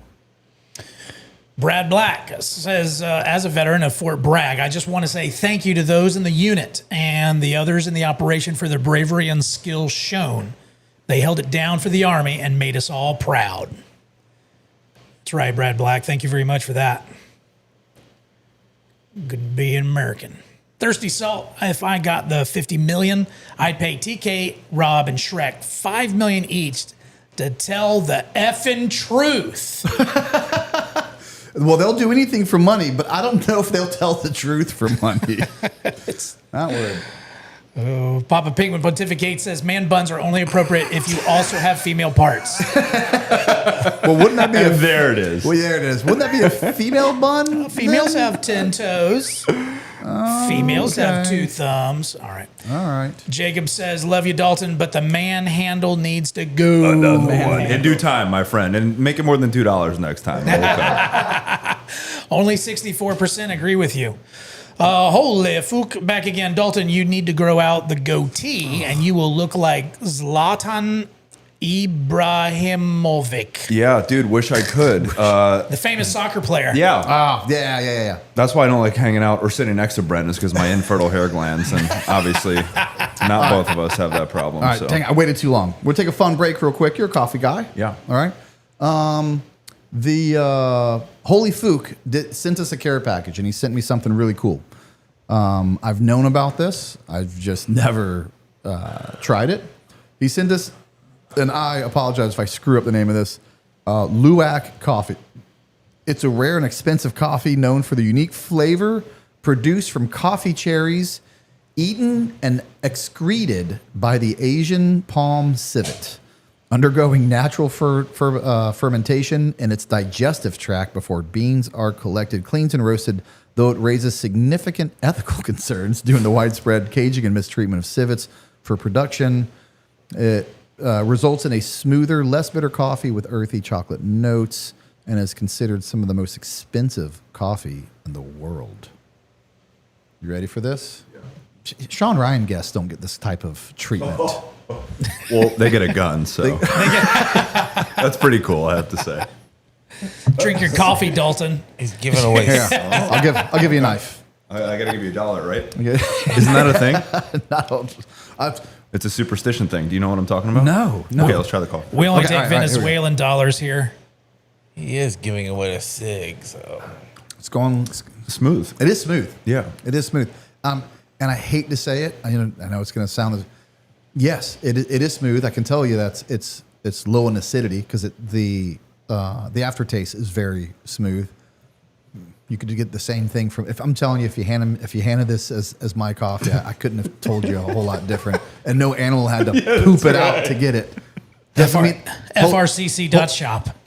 Holy Fook doesn't mean I'm unappreciative because it is an experience. Thank you, Holy Fook. Yeah, I would never would have got a chance to. Next time someone goes, "You heard of this?" It'd be, "Yeah, I had it." It's a unique experience. Yeah, I had it. Thank you, Holy Fook. That was really awesome. Man, he gave us all kinds of other bags with coffee and nuts and Hawaiian candies. cigars. Oh, Hawaiian cigars. Yeah, it was cool. Thanks for the love, man. Holy Fook, it was cool. Awesome. Let's see. We've got Marcos Villa says America only FTW. F for the win? What? For the win. Oh, F for the world? For the win. For the win. For the win. Yeah, sometimes they can go both ways. Let's see. Papa Penguin Pontificates. What happens if Maduro doesn't get convicted or gets a slap on the wrist? Jury nullification is a real issue in today's world. Second and third order effects are a real concern. Add this to Walk by Pantera, another $10 for Pantera.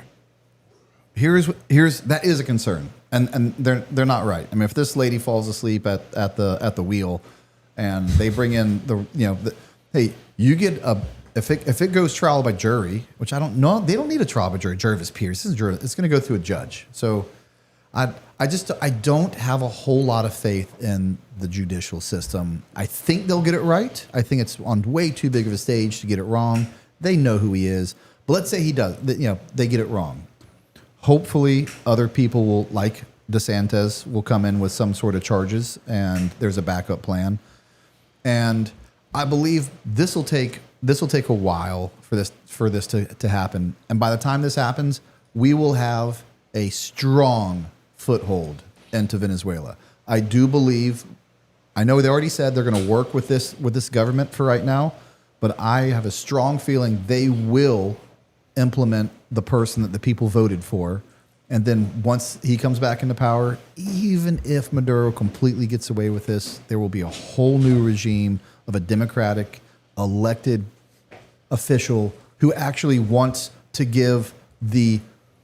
Did you know Venezuela at one point had the 4th largest economy in the world? Well, when you got the biggest crude oil reserve, oil reserve. I think they're top 5 in gold.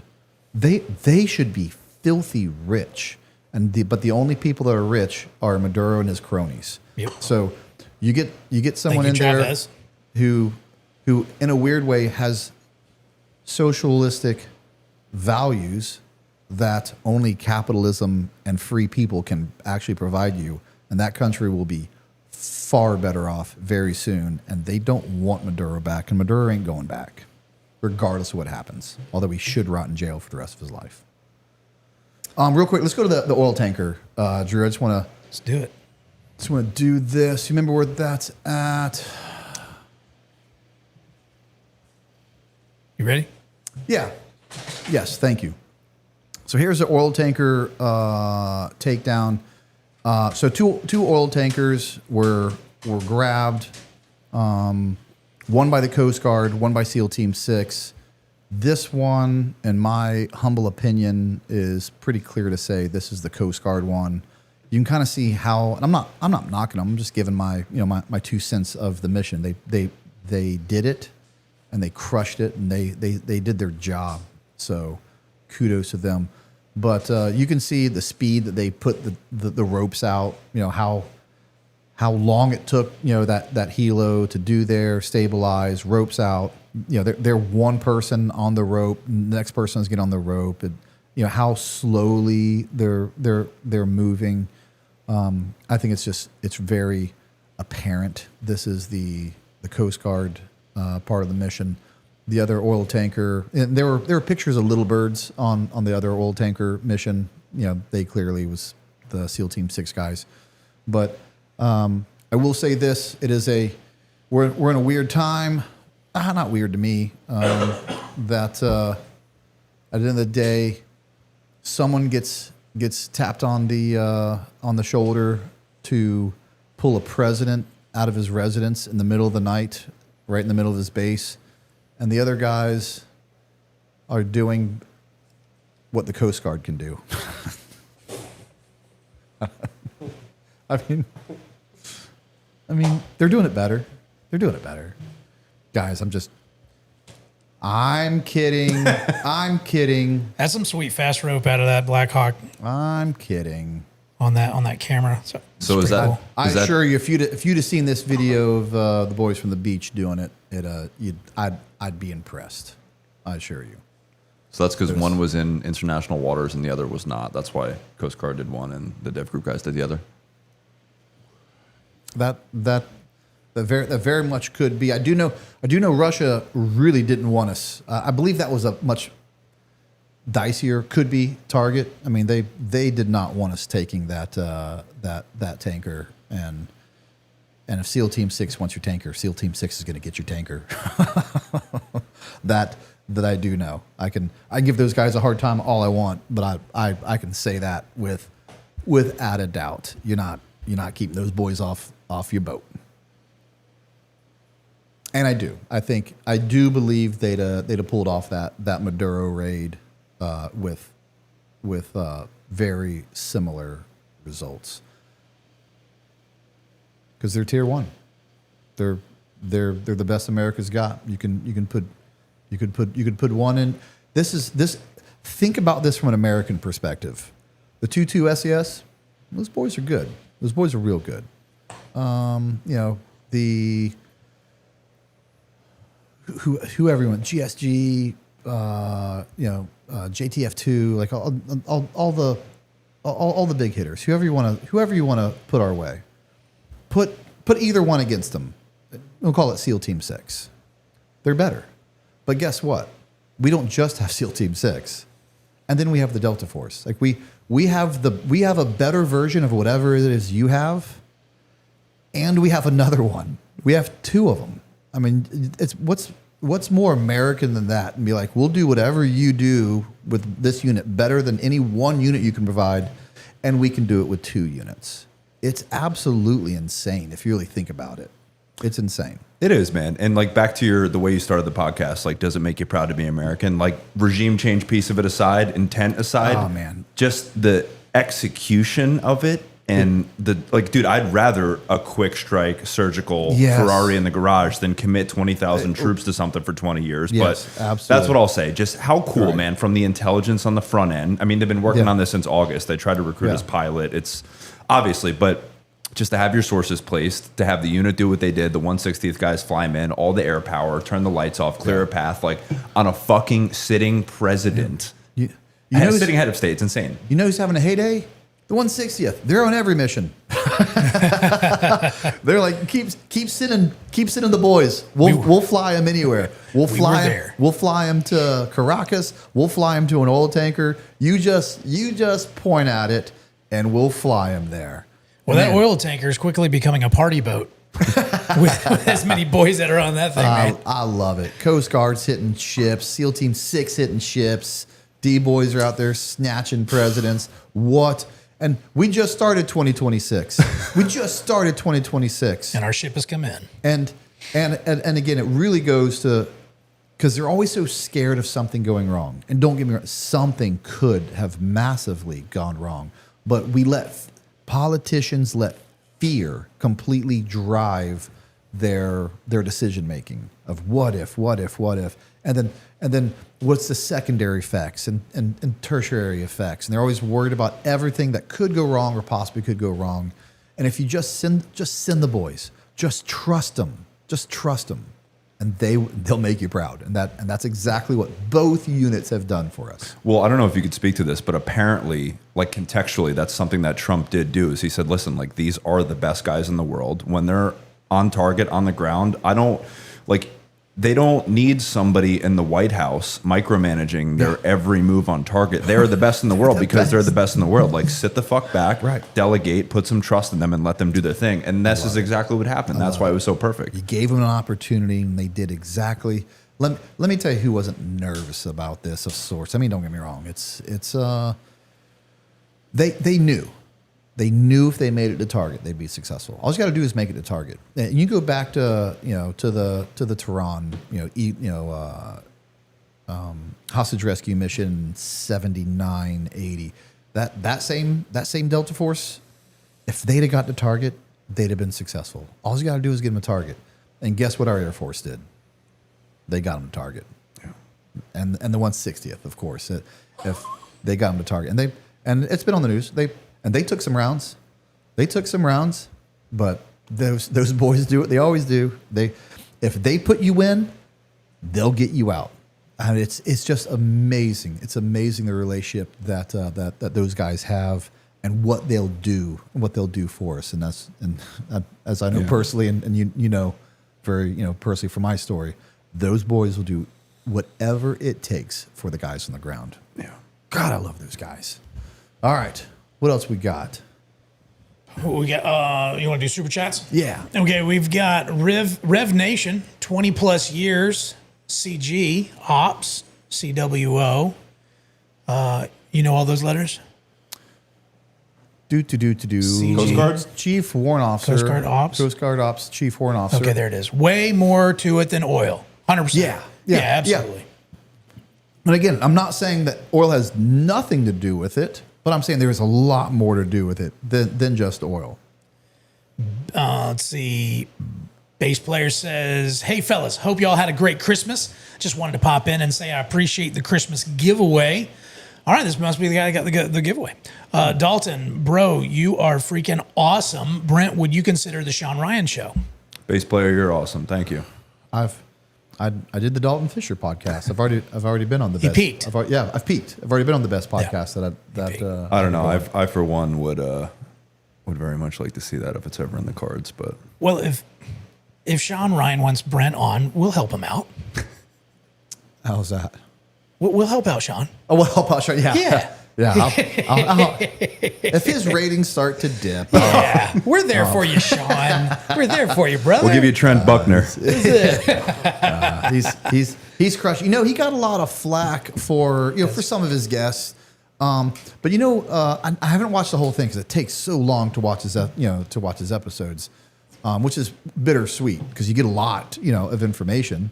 But he got a lot of flack for the Hunter Biden interview because it's Hunter Biden. But in a weird way, I appreciate him interviewing both sides. Yeah, I appreciate that.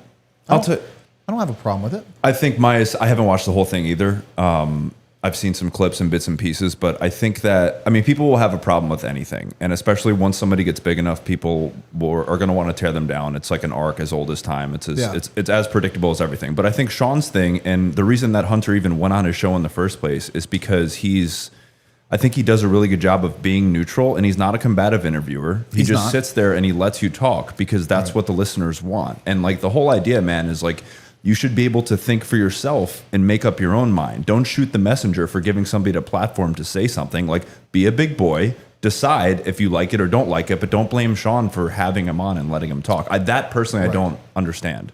I agree with that to an extent, because if you just let a liar talk, he'll hang himself.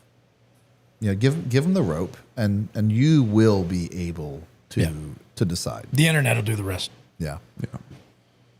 No, all right, Wiley Coyote. Wes, thank you, brother. $500. Thank you for the love, man. We really appreciate it. That helps out the podcast. Thank you, we Wiley. are a brand new podcast, and that helps out a lot. Dalton, love the top knot. Cag Daddy, where's yours? My hair's too curly, but I am growing it back out. He does have some nice curls. Here's to Trump giving the middle finger salute to China. For sure. It's not about the oil. How about AC/DC rocker for the outro? Happy New Year. So that's only $500 for AC/DC rocker. Rocker. All right. Went with a lesser known AC/DC song, and I appreciate that actually. Thank you, Wes. All right, 811 USMC Trenton Brew. I heard there was an eye patch on the ground giving eye on the operation. Okay. Yeah. It's hard to trade stocks and be at operations. It's true. All right. G-Man, if Maduro and Diddy, I love this one, are in the same facility, do you think Diddy will share some of his oil since Maduro lost his? G-Man. I actually made I only put it in a story, but I put a meme in our story about them sharing a jail cell, being like, I got some oil. Yeah. That is funny though. Love it. Six's mom says, Dalton, the superstition is a coin needs to be attached to the knife by the giver so you won't cut yourself. Huh. Don't be cheap, Bert. I thought it was from Cowie. I thought it was if you give me a knife, I have to give you $1 so that it's not a gift, because essentially, like, if you give somebody a knife as a gift, then it's like you cut the friendship or some weird thing like that. Oh, and it's if my dad's watching this, I get all kind of weird shit like this from him. So it's probably, I don't know if it's true or not, but all right. So this is where a coin needs to be attached to the knife. All right. All right, you could figure that out. By the giver, so you won't cut yourself. Real quick, because I do want to cover this. Let's take a second to go look at the ICE Minnesota debacle that's fresh on the news. And as always, I hate how everything's just so divided. If this happens before anyone even, and don't get me wrong, to some degree, I'm just as guilty. Although if I saw something different, I would I would change my mind. But when people heard this news, ICE agent shoots white woman in Minnesota, that's all you need to know. Everyone on the right said justified shooting. I know it. And all the people on the left said unjustified shooting. He's a murderer, should go to jail, before anyone ever saw anything. Everyone had already planted their flag. And that's human nature. But what I hate is what shouldn't be human nature is that they have planted an immovable flag. Regardless of what they see, they will see what they see, and then they will twist it into make their already made up mind decision fit. And I hate that. Let's watch the video. So we slowed this down because it's Drew's circling the officer right there. Look at him get hit. Right there again. Gets hit by the headlight. There was something real interesting about this. If you see it from the backside of it, it's hard to see her hitting this police officer. But she absolutely floors it and runs into this police officer.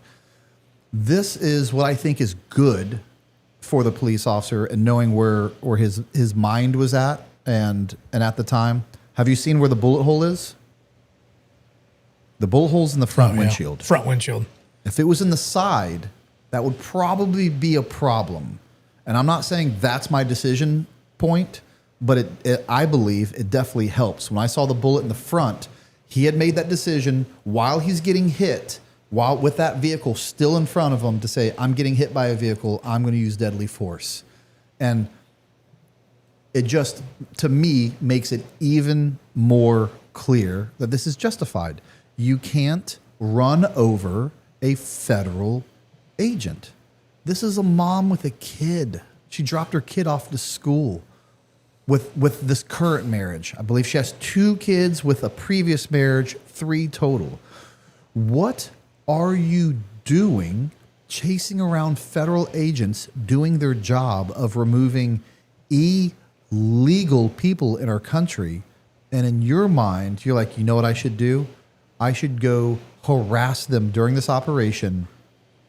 And if things go bad, ram them with my truck. And it's just crazy. It should have never happened. Thank you, news media. Thank you, propaganda. She should have never been there. This is sad. It should have never happened. And she's completely at fault for this. Those are the actions when weak-minded people get indoctrinated by the propaganda of the news media legacy. They turn into citizens like that. Stupid. Is ICE in and around New York City? Do you know? Have they done anything in and around the area? Probably. Not that I've seen in person, but you don't even know because you're not out there looking for it? No. And if you hear about it, are you going to run out there to try to stop them physically from doing their job? I personally would not. You personally would not? Have you been shot by them yet? I have not. Do you think that has something to do with it?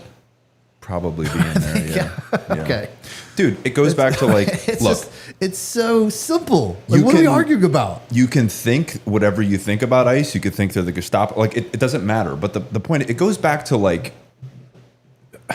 the whole, even with law enforcement, man, like the way that we were taught when we were kids is regardless of what you think of a police officer when he pulls you over, like whether you think it's justified or not, you keep your hands on the wheel and you cooperate and you be calm and respectful. Yeah. Because something could happen if you don't. So like this is the kind of shit that happens. Again, this is the first time I've seen this, but just generally speaking, you can't just do whatever you want. They're law enforcement. You can't disrespect them.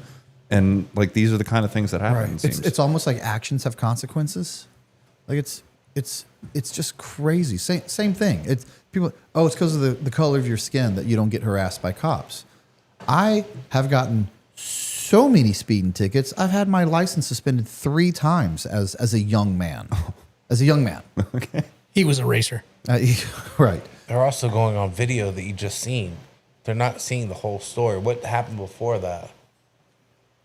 What happened before that? Yeah. Oh, well, what happened before that is because she was harassing them and impeding them from doing their job, they tried to pull her out of the vehicle. Supposedly they were trying to get a ICE vehicle out of the ice because it was caught Right. And a group of them were harassing them while they were trying to do it.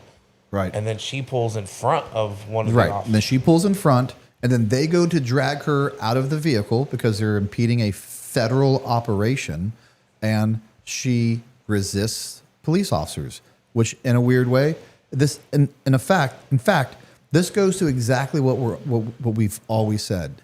It doesn't matter the color of your skin. It doesn't matter your political views. It matters zero. It matters of how you treat authority and with respect. Don't run from the cops. You can go to every BLM shooting. You can go to this. You can go to so many different things. There's one common denominator. Don't run from the cops.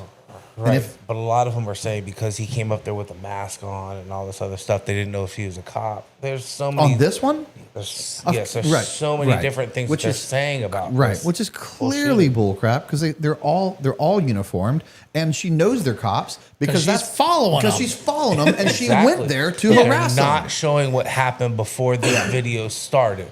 They're only showing you what you're seeing right now. The same thing with the George Floyd I know thing. And the same thing. Drew, maybe you can find it while we're talking about it.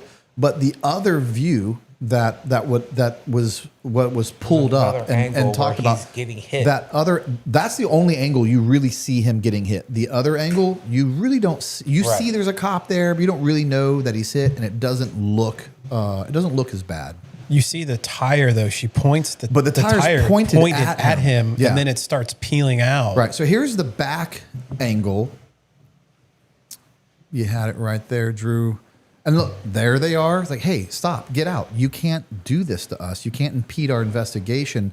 And so there it is. Right. But some of the people are also saying she was moving. There's a car went in front of her, and she was waving them in front of them to go, and then she was going to go. I hate to say it. I don't have a lot of pity for her. I hate it that a mother died. I mean, I hate the situation, but it was so avoidable. It was so. You don't drive into the cops. They also said get out of the car. They reached their hand in the car to get her out of the car because she didn't comply with what they said. It's very simple. And it kills me. And all of Minnesota. And did you see the mayor? Oh, I can't stand that mayor. What's his name? No, that's the governor. The mayor, that goofy looking. Ice, get out of our town. Yeah, get the F out. Yeah, Maduro Jr. Sheesh. I know. And what's crazy is everything they're all upset about this Maduro thing, and it just goes back to it. Everything Maduro stands for is everything you hate. You just hate Trump. If you want us to be like, yeah, it's a little bit about oil. It's not all about oil, but yeah, let's talk about it. Let's be honest. It's a little bit about oil, whether it be production to us that we'll buy, whether it be denying it to them. Yeah, let's be honest and let's say what it is. But I'd appreciate if you also said what it is and just said, you know, Trump did it, and I hate Trump. Yeah. And I hate everything he does. This is all about Democrat power. That's all it is. Democrat power. That's it. Nothing else. Yeah. We're not saying that it was justified. That she should have gotten shot. She should have gotten. But if she would have complied at the very beginning and got out of the vehicle, shut the vehicle off, got out of the vehicle, and just been done with it. I'll go back further than that. How about not be there? How about not be there? Supposedly she was pulling out of her driveway. All right. Well, let's see what the Drew. Can you do another poll? And hey, maybe I'm wrong. Don't get me wrong. Personal opinion doesn't necessarily change my thoughts. I just told you why I thought what I think. But could you ask him, was the shooting justified? Just yes or no. Was the shooting justified? I'd like to know what you guys think.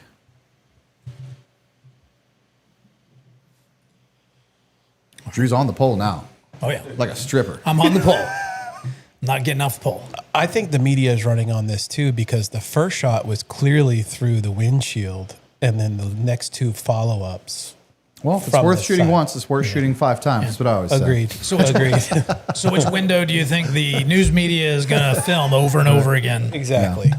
All right. What do we got, Drew? Let's see. We have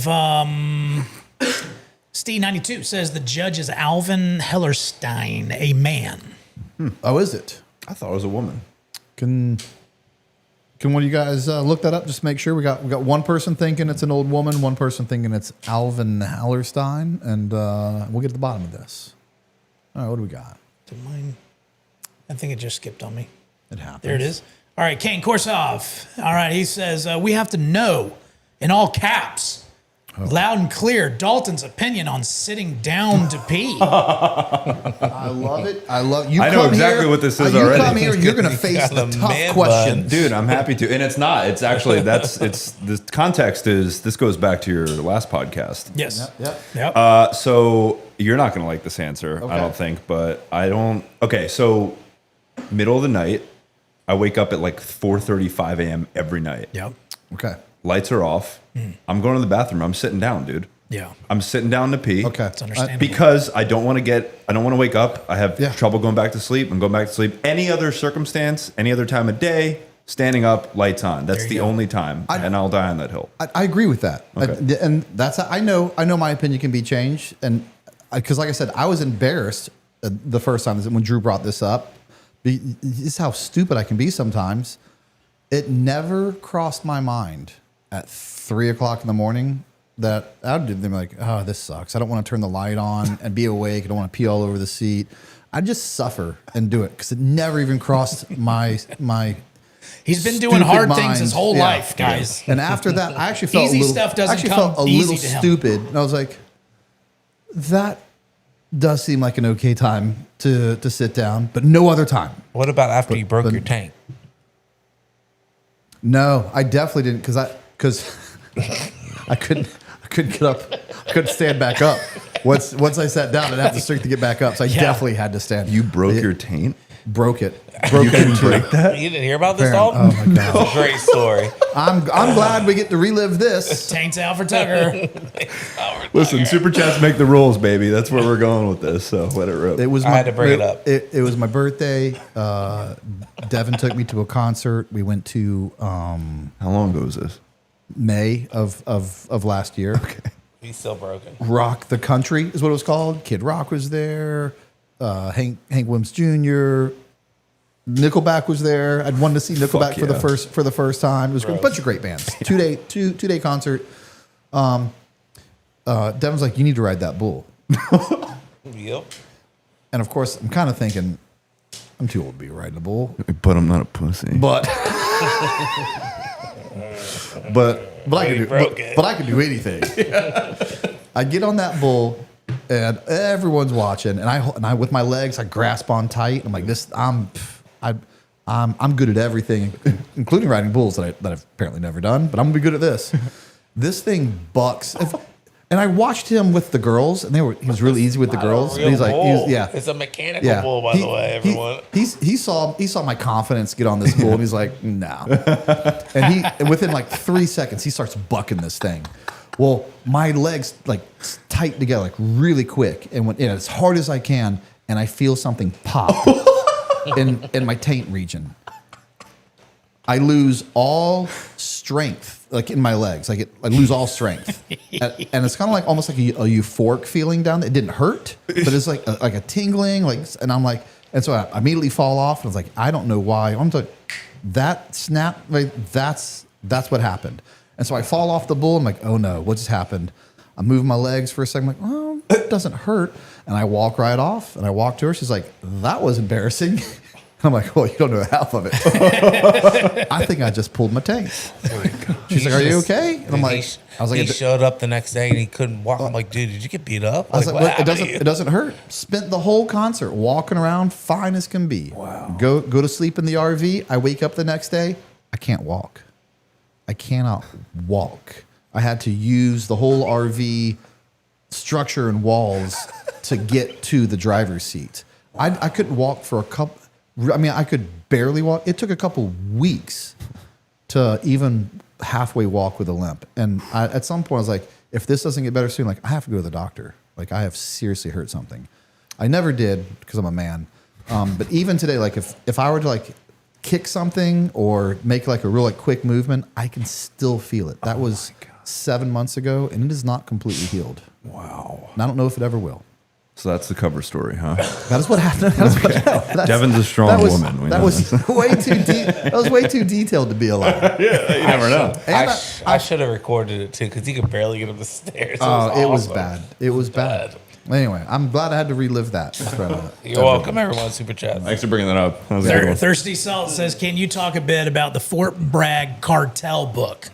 I'm trying to get through it. It reads like a smear job, exactly. But as a lowly civilian, it's hard to know what to believe." It's absolutely a smear job. When he talks in there, okay, I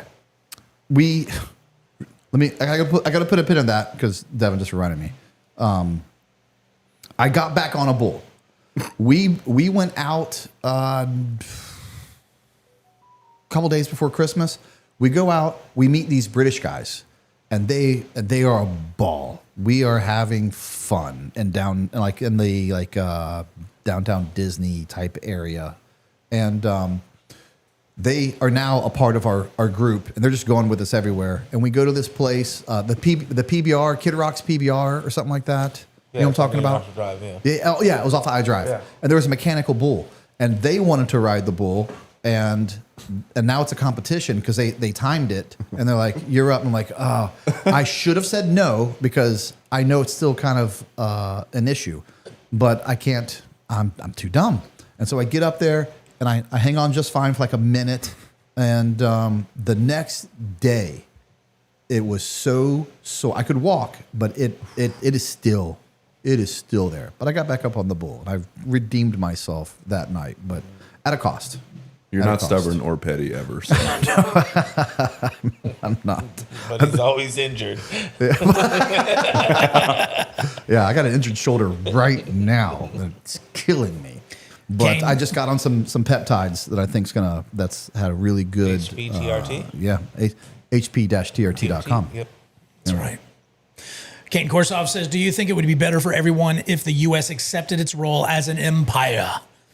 Du Bois get 20 acres, an oil well, and a mule in Venezuela. Marines get an apartment in Fallujah." Yeah, I'm excited for Venezuela coming back and being an ally. They're hardworking people. I've never been able to go there. I'd love to go to Venezuela. I've been to Colombia a bunch of times. Cartagena's great. I bet Venezuela's got some. If the corruption gets out of the way, that is a producing country. Yes, it's gonna need some time. But if they stabilize, money's gonna come pouring into that place just as a vacation spot. But they need security to do that. That's the hard part. And you skipped the Fort Bragg cartel one, by the way. Oh yes, thank you. Him talking about the unit being an unprofessional workplace, people barely going to work. We can stop right there. Look what the Delta Force just did. You think guys that barely come into work because it's such a lax environment go pull a president out in the middle of the night in one of the greatest raids? You're an idiot if you read that book and you believe that. You believe what that chick said, that she's out there, guys are coming down there, drinking all day, harassing girls. No, they're not. They're out at the range. They're shooting. They're at shoot houses. They're jumping out of planes. They're blowing doors off its hinges on the reg. They're sharp. They're sharp 24/7, 365, because they don't know when they're leaving. They don't have time to go harass the girl that does the passports downstairs. Get out of here with that. That's what SEALs do. Damn. Do you mind if I add something on that? You sure can. So, well, you know this. I just did a really good interview with one of your old OTC mates who is an awesome dude. And Josh Burton. Yeah. It's I hate to call it self-promotion. The only reason I bring it up is because we discuss at length Billy, and because he lived with Billy for 2 years. Yep. And he knows the story. So for whoever's interested in hearing about it, that'll be out this month. Yeah. And it was really, really good. And I love Josh, man. I like him a lot. Speaking of SEALs, again, if you guys don't know me, I give him a hard time. I have more SEALs in my podcast than I have Delta Force guys. So if you guys don't understand the camaraderie and just the fun back and forth, then you don't watch the show. But I do believe this. I believe this is good news, and I get it. People can be on a different side of the fence of this, but Dustin Turner was granted parole yesterday. Oh, wow. He was the SEAL that got thrown in jail because his Virginia buddy Beach. killed a girl, and he got. And then his buddy comes back after years later and goes, actually, he never did anything for the murder. He was an accomplice in hiding the body. Yeah, that was the girl. But then again, he's also like a couple days later was like, you know what, this is wrong, and admits to everything. Yes, he did something wrong and he deserves some punishment. But what he got was not right. And he finally got parole. Wow. And I am happy with that. I'm happy watched that he the got documentary. It was really Speaking of the mic, please. I watched the documentary. It was really good. Go watch the documentary. It'll definitely challenge you. It'll change your mind. I think it will. Again, I believe he needed. Unfortunately, it happened. He made some mistakes, but he did not deserve to spend the rest of his life behind as if he committed the murder. He absolutely did not. Yeah. Anyway, good news for Dustin Turner. Joe Saunders says, the only thing I ever fast roped to was rock climbing and then rappel to be the first to the keg of beer. Just saying. That counts. Welder Faber says, house training, new pup, woke up so I can watch this. Love the banter, but don't forget us Brits have SAS and a unit that train the same, but at a beach, SBS. And I love those guys, and I've never made any qualms about that. God, I love those guys. Brad Black says, I'd enjoy an episode on FBI HRT since they were on the raid and work with the Tier 1 units. You once said, we're better for it in regards to our unique system of separating domestic and foreign-facing HR units. Yes, and that is true. But let me go out on a educated limb here and not knocking them. They're great guys. Like they were on the raid because we were serving an arrest warrant. Essentially, they were there for the legality of it. Hopefully he got his gun on, and hopefully he got to do some things. But trust me, he was not up there clearing with the boys and in the stack. He was back there. We are not the same. When they worked with us, they were in a support role. They were not part of the main effort. He as in one guy. What's that? He as in one guy. I assure you they didn't have many because they're not the assault force. They were there for legal reasons, and they're not us. They're not the same, and that's not a hit on them. It's just more of how fast and how good the Delta Force are. So I think it's awesome that whoever that guy is, he was in for a ride of his life, and he did something amazing. But we also have to make sure like there is a separation. People think he's there, they're just like one of them. He's in the stack with them. They're equals. They're just not. They're just not. But they're more than capable of doing their job here in the United States, and they prove that time and time again. Papa Penguin Pontificate says, W for Dalton Fischer. Absolutely. Interviewers present information. Viewers determine validity. Thanks, man. I think he's talking about the Sean Ryan. Yeah. I do believe, though, when I said I kind of agree, and I for the most part do, but it is to some degree. Got to see how I word this correctly. Or maybe I'll ask you, because it's what you do. I mean, it's your job, and I don't think you've had to deal with this yet. Right. But let's say someone controversial comes on your show. When I say controversial, just for whatever reason, some people have questioned his story. Maybe it's worth it. Maybe and you do tons of research.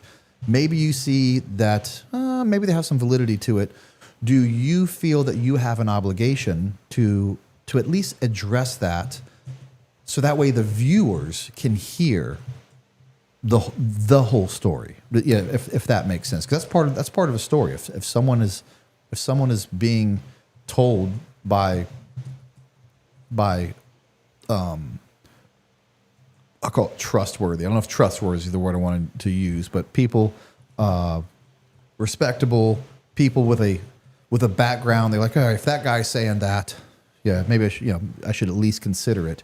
do you think you have an obligation to at least question it and like during that part of the story, or do you just let it ride and just let his story be the litmus test? I think the context is always relevant. The context is relevant for every single one. And for me, yes, I would, if I had somebody on like that, I would want to do enough front end research to be able to push back in a respectful way. Respectfully, absolutely. But again, man, like people complain all day about what propaganda they see on Fox and CNN, but then they complain when they see something on an independent podcast that they're, you know what I mean? I think you can't have it both ways. So it's like everybody's different, right? Yeah. And if you know that's Sean's style and you don't want somebody to just, and if you don't want to hear Hunter Biden to just sit there and talk, then don't watch it. Right. And you did say that. I don't know. He may have, sorry to cut you off. He may have pushed. I don't know. I didn't watch the full interview. Yeah.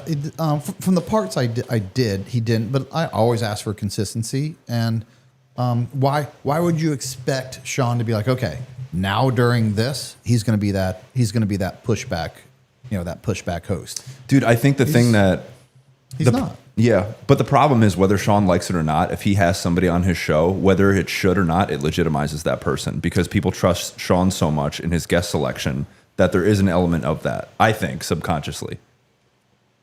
Yeah, that's why people are pissed off because otherwise... There's a part of that. Kind of. Sean's base is very right. It's very military. It is very right, and you can tell it's right by how much they disliked his Gavin Newsom, interview, and how much they disliked his Hunter Biden interview. And any times he goes off of his base, if you will, they don't like it.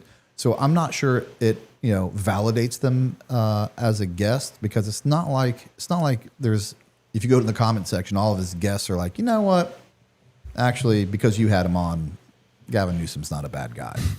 So I'm not sure, it validates him, but I in a weird way, like that. But it was a big thing. It validated Tim Kennedy though. Like when you have someone that's from that side on it, it absolutely validates him. It would seem that it would validate McPhee. It would seem that it would validate, Rob O'Neill. I do believe it validates certain people, but I'm just not sure on the opposite, like political side, if it validates them. What do you think about that line of thinking? Well, to be honest, what I was just thinking, man, is like everybody listening and you right now, like take what I say with a grain of salt, because I am biased. Like I'm such a fan of Sean's, and he inspired me to start my show. And like every interaction I've had with him, he's been very nice to me. His team, they're all amazing people. Like, so you won't catch me saying a bad word about him. Yeah. Ever, but so I do have a bias. Yeah. So let that color that that perspective as you want, but and make sure that no one thinks I am.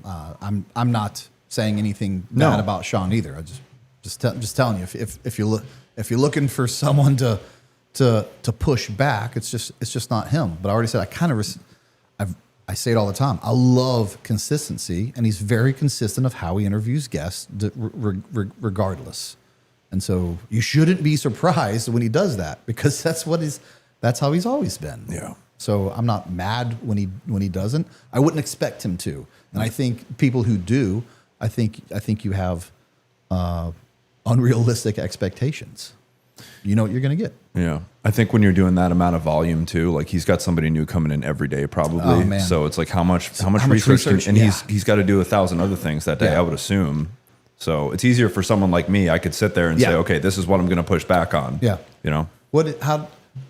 I think I've asked you this question before. I don't believe you do. You don't have a quota for guests, do you? Or every month or I do every month. 3 months. Do you? Well, this past year I did every month, and we're trying to ramp it up in 26 to more than that. All right. All right. Well, on the poll, we got 219 votes. Not Was bad, the not shooting bad. justified? 77% yes. All right. All right. And even though I feel pretty confident on that, I'm not mad at the 23% that said no.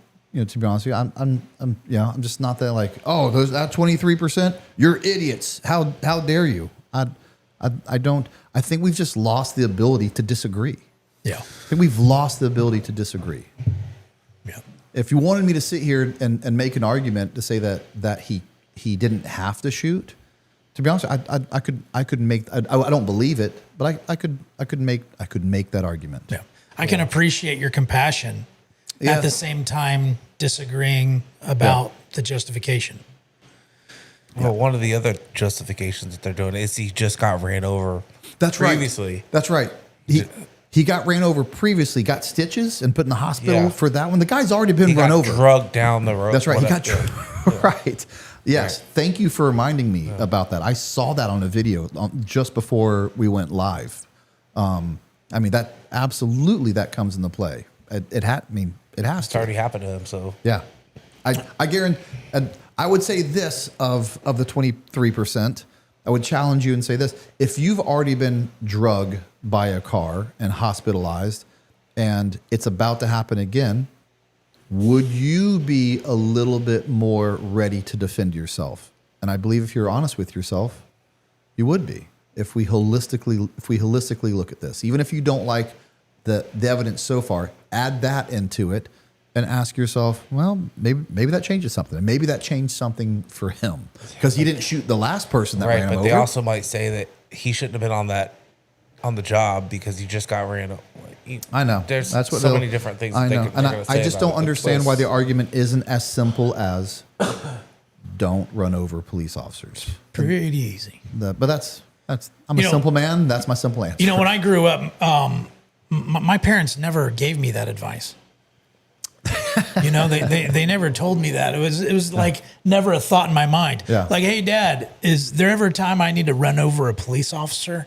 That never came to my mind. Okay, you know, you just you respect law enforcement. I guess you just got lucky then, Drew. Yeah, I guess you just got lucky. My white privilege. No one's putting themselves in that officer's shoes either. Yeah. If they were in that situation and they were about to get run over, I know. What would they do? Yeah, I know. It's. I think they're being overly sympathetic to the person, and they're not being equally sympathetic to the police officer who's already been run over and is about to get run over again. You have to, if you're going to be sympathetic to everyone. But anyway, there is a different angle on the one of the videos where he does get hit. Yeah, he absolutely gets hit. Right. Yeah. Yeah, we watched it. Thankless job, baby. Nimu says Serbia was another beast. Didn't bow down 78 days. Army left intact. What was different with an European country? Better tactics? Didn't bow down. Trying to understand the context there. I hate to say it. So Serbia, I guess, didn't bow down for 78 days? Bow down 78 days. Army left intact. I don't know. I have to look that one up. Right. But man, I hate that. All right. CHF. I don't know what kind of where that's from. Jacob Gaff says, "Does $10 tickle you, Dalton, or is the thought not non-negotiable?" No, it's like I said, it's negotiable, man. Yes. You know what? That's the first. I never heard that one. That's a good one. The thought not. So I am tickled to answer your question. That does tickle me. That's a new one. That's right. Maybe I'm just all hopped up on cat poop coffee, though. You know. Some of the watchers, they for a long time, they don't know that I have a ponytail. Yes. So, yeah. So there it is. You give a quick turn. There it is. Nice. This is the first time in my life. I'm 48. This is the first time I've ever rocked one. So I've had. Drew, let's go to Instagram real quick for a little bit of comedic relief. It's been a heavy episode between police shootings and poor dead Cubans. And let's see what King Picks Media has for us today. Should be right there at the end. Yeah, so I've been working here at Echelon for it seems like forever. It's been a while, but I've been here for a minute. And hey, you don't even work here.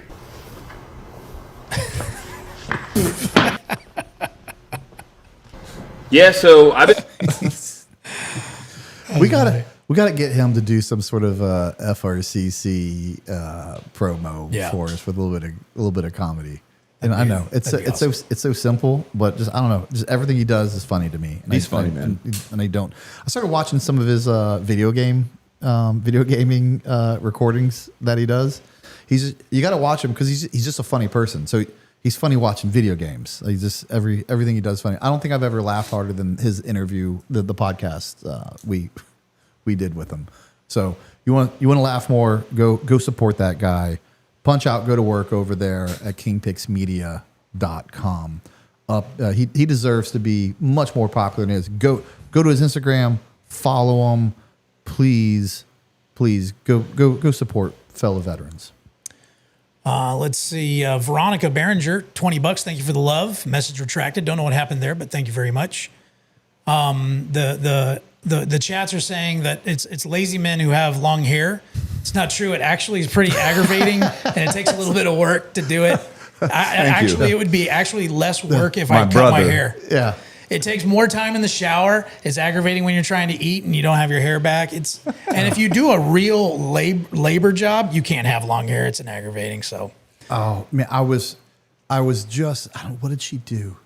We were just talking. This is just a classic guy girl thing. Like Devin was talking about, I think getting her extensions out, and I was like, I mean, you look the same, like with extra hair or not. And she's like, oh, no. She's like, you don't fucking notice anything. Girls will do like extensions, facial creams, skin burns, tanning, like all these things. Like it doesn't change your face. It doesn't change your personality. Don't get me wrong, a little bit of makeup. I've seen girls look, but some girls look a lot better in makeup than others, but they're doing too much. Like, most beautiful girls, you're already beautiful, and it's not going to change your face. And what do guys do?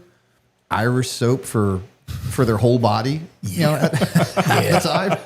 Hair, face, privates, back to face, just Irish Spring, and they age gracefully, and they will look the exact same.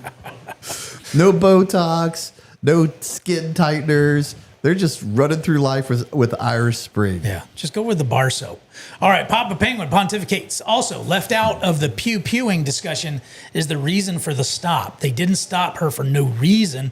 Something led up to that. Context matters. And we agree. Drew, go back to IG. I forgot what that girl was saying right above the King Picks meetup. She made a point that I sent it over that I really liked. That girl right there. What did she have to say? Laken Riley was attacked and assaulted and beaten to death so badly that her skull was caved in and she wasn't even recognizable. Jocelyn Nungare was 12 years old when she was raped and strangled to death under a bridge. Rachel Morin was also a 37-year-old mom when she was attacked and raped and beaten to death and left beside a jogging trail. All by illegal aliens who shouldn't have even been in this country in the first place. And there were no protests for them. The left didn't care. The media didn't care. Democrats wouldn't even stand up in Congress for their names. But y'all will gather by the thousands and stomp through the streets after a woman was shot by ICE after it looks like she hit one of them with her car. Look, I don't want to see a woman dead in her car. She's dead because she was out in the street in a city she didn't even live in, LARPing like she was the hero in Schindler's List. This is not a video game. You're not playing Call of Duty and killing Nazis. Illegal immigration has an actual effect on this country. Consequences on crime, on housing, on our job market, on our economy, and on our highway safety. It is not your stage on which to play hero just because you're a first world white woman with nothing better to do with your time who wants to feel so desperately like you're a part of something. Immigration officers are not the bad guys. The bad guys are the drug dealers and the human traffickers and the criminals who rape children and women and leave them dead beside hiking trails. And if liberals had any sense whatsoever, that's what they would be upset about. So I just want to get this straight here. Gosh. That's why I sent it. That one roused me up. And this is the mind thought that it roused me up. And I get it. Like some women are very sympathetic to causes and they're very concerned about these immigrants. I would like to know if that woman was ever upset about another fellow woman, American woman, that was brutally raped or killed by an illegal immigrant. You think she cared about it? You think she protested about it? You think she went around making Facebook comments about it? You think she gave two craps about it? Don't you think that's a more worthy cause than stopping ICE agents from doing what they're legally supposed to do? Like I can't. Because you're racist if you bring it up. I just can't. Do you know how many Americans should die at the hands of an illegal immigrant? Zero. Not a one. Zero is the acceptable amount. Never one. The families across this country that have been decimated by illegal aliens. It just gets me going. All right, super chats, light me up. NC Mountain Man says, we need to talk about the officer's great reaction time. Also, round of applause for our D-boys. I know. For sure. It was a quick reaction time. It was unbelievably quick. Yeah. It was unbelievably quick. Almost like he's prepared. Almost like he'd been there Like he's before. been there before. And wasn't going to let it happen again. I mean, it's a great point, Magnet. The guy, it's happened to him before. Which means we let someone run over one of our law enforcement people before. That's insane. Let's see. Six's mom, this is for you, Drew. You missed eggnog and end zones. I'm sorry, I didn't see him. I'll try to find him. Song for the end, Willie Wins. He's awesome. Kanaka Wee Wai by Lehigh. Kanams Ka Vai Vai by Lai Hai He. Listen to it. Even though I lose, aloha from Cowie. Go Devon. Oh, that was magnificent. You text it, I read it. Way to power through that. Just look who the hero of this podcast is. It's Drew. Speaking in tongues like a Pentecostal, I got Drew. no idea. All right, well, the song for the end, $20. The eggnog and end zones was the live we did for the football playoff system. Oh, and then my whole bracket got annihilated by almost everybody the very next week. I did not see that coming. I didn't see Georgia losing. I didn't see Ohio State losing. I didn't see Alabama losing. Oh my gosh, I was wrong on everything. Papa Penguin Pontificate says the phrase you guys are looking for is lawful but awful. Papa says, reply to sitting to pee, Google micturition syncope. Wait until you get more gray hair, bro chacho. Sit down unless you want to have the EMTs showing up after you face plant in porcelain. Oh, man. Hey, age will change you. Real quick, our very first guest was Darren Beheeler. You may, if you don't remember his name, you may know him from the guest that wore slides. Bo's Toes. Nice. Whole episode Bo's Toes. Or the Green Beret. You may know him as the great Green Beret. He is a force to be reckoned with 50 for the Fallen. And if you guys go to 50, that's 50, FTF, 50 for the fallen.org. He's out there in Texas. Not only does he have an amazing story, he's doing amazing things. And I just want to highlight, what former guests are doing, what former Green Berets are doing for their fellow countrymen. 50 for the Fallen is created in response to the tragedies of war, death, invisible scars, and the mental, emotional weight carried home to their families. It was from the deaths, both in combat and due to suicide, or fellow Green Berets and other service members that made 50 for the Fallen a need. They go out there, they're based out of Texas. Go to their site, I'm serious, 50ftf.org. It's 50 for the Fallen. Just Google 50 for the Fallen. Go be a part of that. It's good guys doing great things, and I'm gonna start showing up to their events, and I just proud of them, proud of what they're doing, proud of what they're raising, and just want to show them support. I want you guys to show them support. Justin Filson says, have you looked into J6 timeline of AOC's live stream about the quote unquote rioters looking for her in her office? The live stream is almost 2 hours before Trump's speech finishing. How did she know? I saw that in my research. Man, that could have been a 3 or 4 hour podcast. There's so much to go down. And that is another one that I knew was going to happen. People were, mentioning things in the comments that clearly go, you didn't watch the episode. And especially like on a 30-second short, like they're arguing on a short. And I love shorts. I hate shorts. A part of me, I don't know if shorts, on controversial stuff, like, obviously your type of guests and topics, you like they're always fun shorts or positive shorts. But man, like, you've watched the episode before you comment, because it might have been covered in the episode, and it may show how little you actually know about it, and you wouldn't be wrong. I didn't know that much about January 6th. I knew I didn't really believe it, but I had no real reason for that. Go watch the episode. I'm telling you, it will change your mind. It changed my mind about Ashley Babbitt's death. It absolutely did. She's not the one who broke the windows. Most people don't know. I didn't know that. Did you know she's not the one who broke the windows? You know, she punched the guy in the face who broke the window and said, "Don't do that." Do you know there were cops already coming up from the rear to quell that?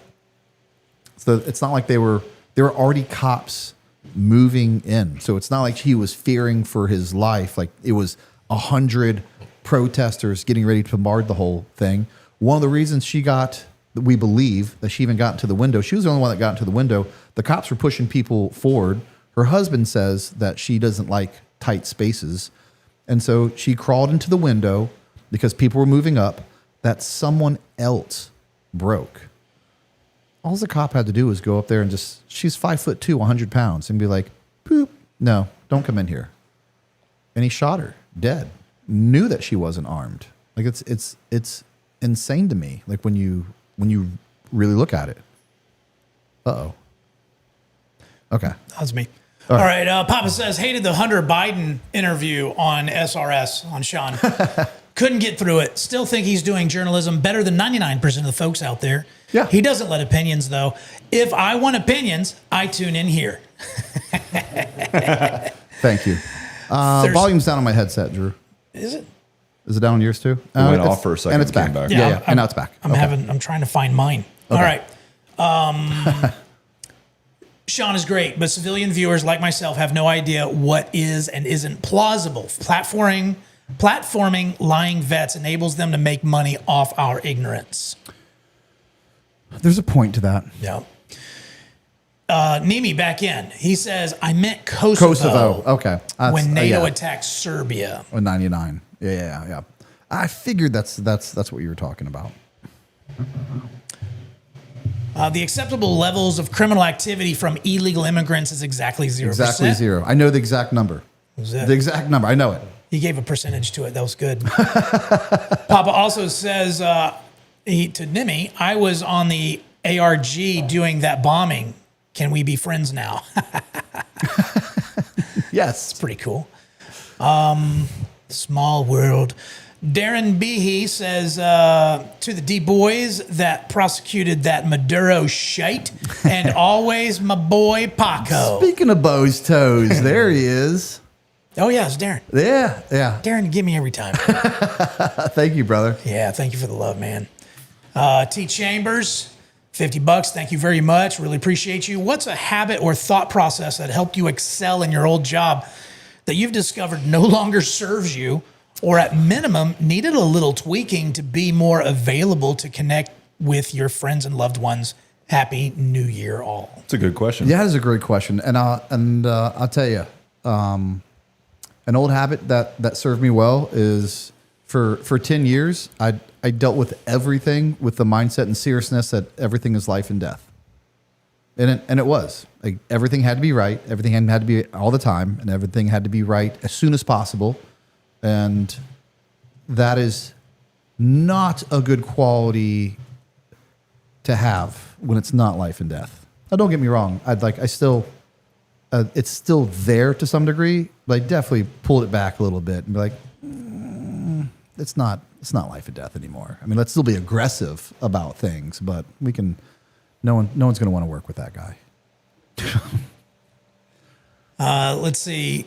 Nimi wants us to answer the question, but I replied to him. I don't think we're familiar with the Kosovo 1999 details right now. Yeah, I mean, I know some of the PIFWIC stuff that the unit was involved with, and so I know specifics about it. Yeah, PIFWIC. I gotta jog the memory on that. PIFWIC, prisoners indicted for war crimes. PIFWIC. Love a good acronym. Let's see. Six's mom, who had me singing earlier, says, "Good try, Drew. Get used to it. I always need a good laugh. Aloha from Cowie." Drew's good for that. All right, that's the super chats. All right, ACD.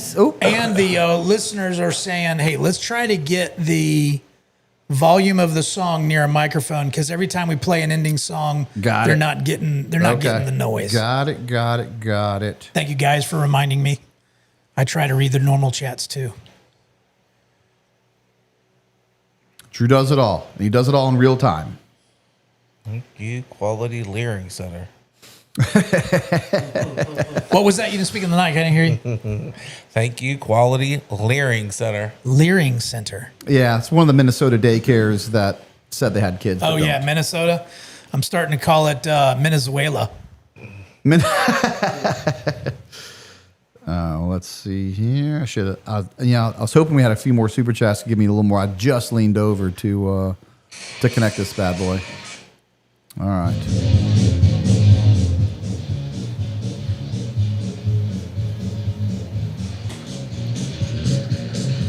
How about this, boys? Oh, yeah. I can hear it. What do we Can y'all got hear here? South Park. Bring back Devin. She's coming back. Don't worry. Don't you worry. Drew is the ringmaster. Keeps everyone in line. Who's going to keep Drew in line? My wife. Oh, Seth. Delta B Squadron dad says great stuff. I know he's proud, and you should be proud of your dad and what he did and how he set the standard before us. Somalia. Yeah. Heck there yeah. it is. Little higher, they're saying.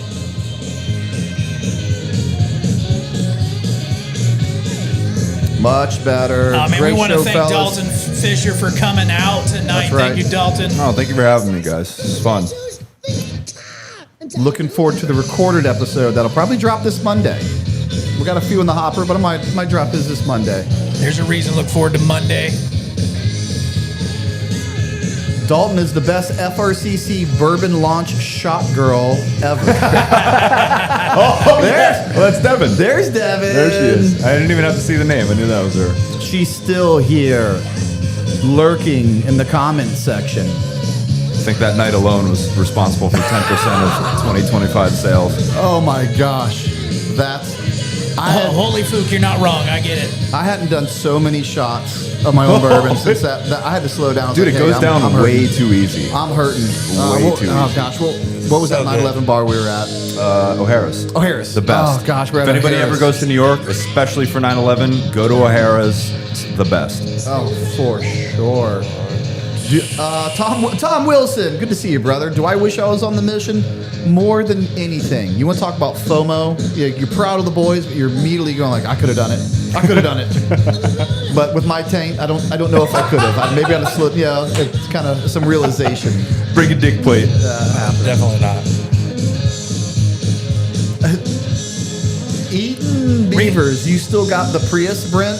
I do not still have the Prius. And let me tell you, my Dodge Ram, I love that thing. It's on its last leg. It's about to get 190,000 miles. What's your little Ranger got? 242. Wow. Still going. It's still going. Still going.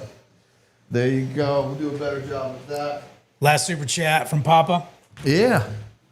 Dad, super chat. I told my daughter to embrace her mistakes, and she hugged me.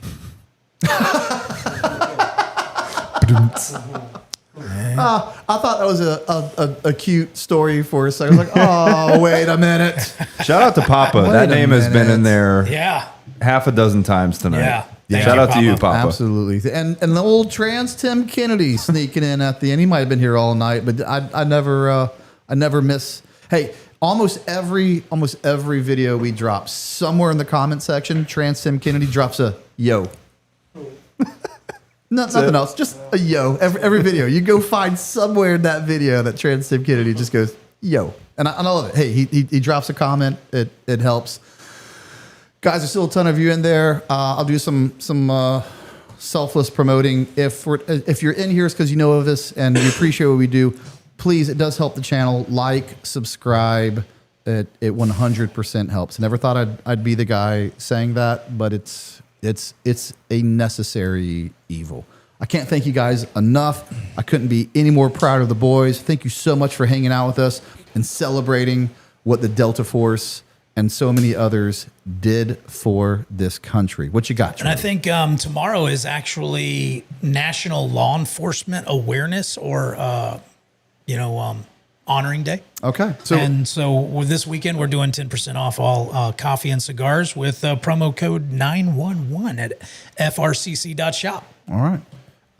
And let's see if we can honor our law enforcement by not trying to run them over. Just for one day. Yeah. For one day. Yeah. Matt, going to see on the show. What do you got? So I'll be at SHOT Show the 18th through the 25th. As you do every year. How many years in a row have you been to SHOT Show?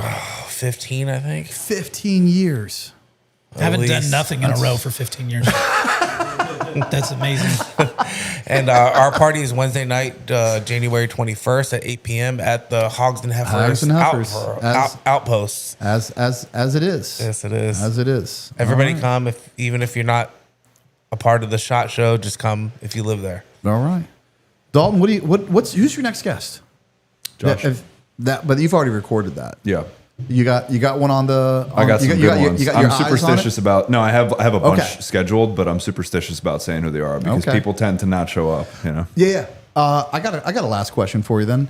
Who that you haven't reached out to? So it's not on there. So and I don't. This may fall into your superstitious thing. Yeah. Who would you like to interview? Just like hey, I got the Rolodex of anyone. Who would you like to interview? One person, your dream guest, if you will. Well, there's a lot of them. Yeah, that's a hard question. If you got like a 1, 2, or 3, I'll take them all that come to mind. That I haven't reached out to. The ones that I have reached out to, you know who you are, and you have an open invite. But I'll give you one, Jordan Peterson. Because now it seems like he's not in great health. Yeah. So he's one of those people that is just intellectually on a different level. Yep. And it's like, when you read a book where you're like, wow, I'm a dumb idiot, I have to go back a page. That's how I feel listening to that guy. Yeah. So it would be an honor to sit across from somebody like him. But I have a long list that we'll get through eventually. All right. Is there any other names that came to mind? Jordan, that surprised me, Jordan Peterson. That's a good one. Gosh, that's a good one. Robert Greene is another good one. He wrote something 47 Laws of Power or something. I don't know how many Laws of Power. Okay. It's good. All Nick Shirley. Oh yeah. Those are all good. Those are good guys. I think you could get all those guys. Eventually, guys. We'll get there, baby. How about Maduro? For sure. We're still He's in New York. He's in town. Maybe that's not a bad idea. Look at us just giving him ideas for his show. We're gonna help. We're gonna help push you. Maybe. I will say maybe a Brent Tucker round 2 at some point. I don't. Those are my good stories, and no one. I know. And my only other good story after retiring is pulling my taint, and I just told it again here. So I got. All right, guys. Thank you so much. You guys have no idea how much I appreciate you guys showing up on these Thursday nights. I believe I'll talk to Drew about it. We might have another one next Thursday night. So stay tuned with a really fun guest that I'm about to tell him tomorrow that. What's going on? See if we can't shore him up. All right. Thanks again, guys. Yeah.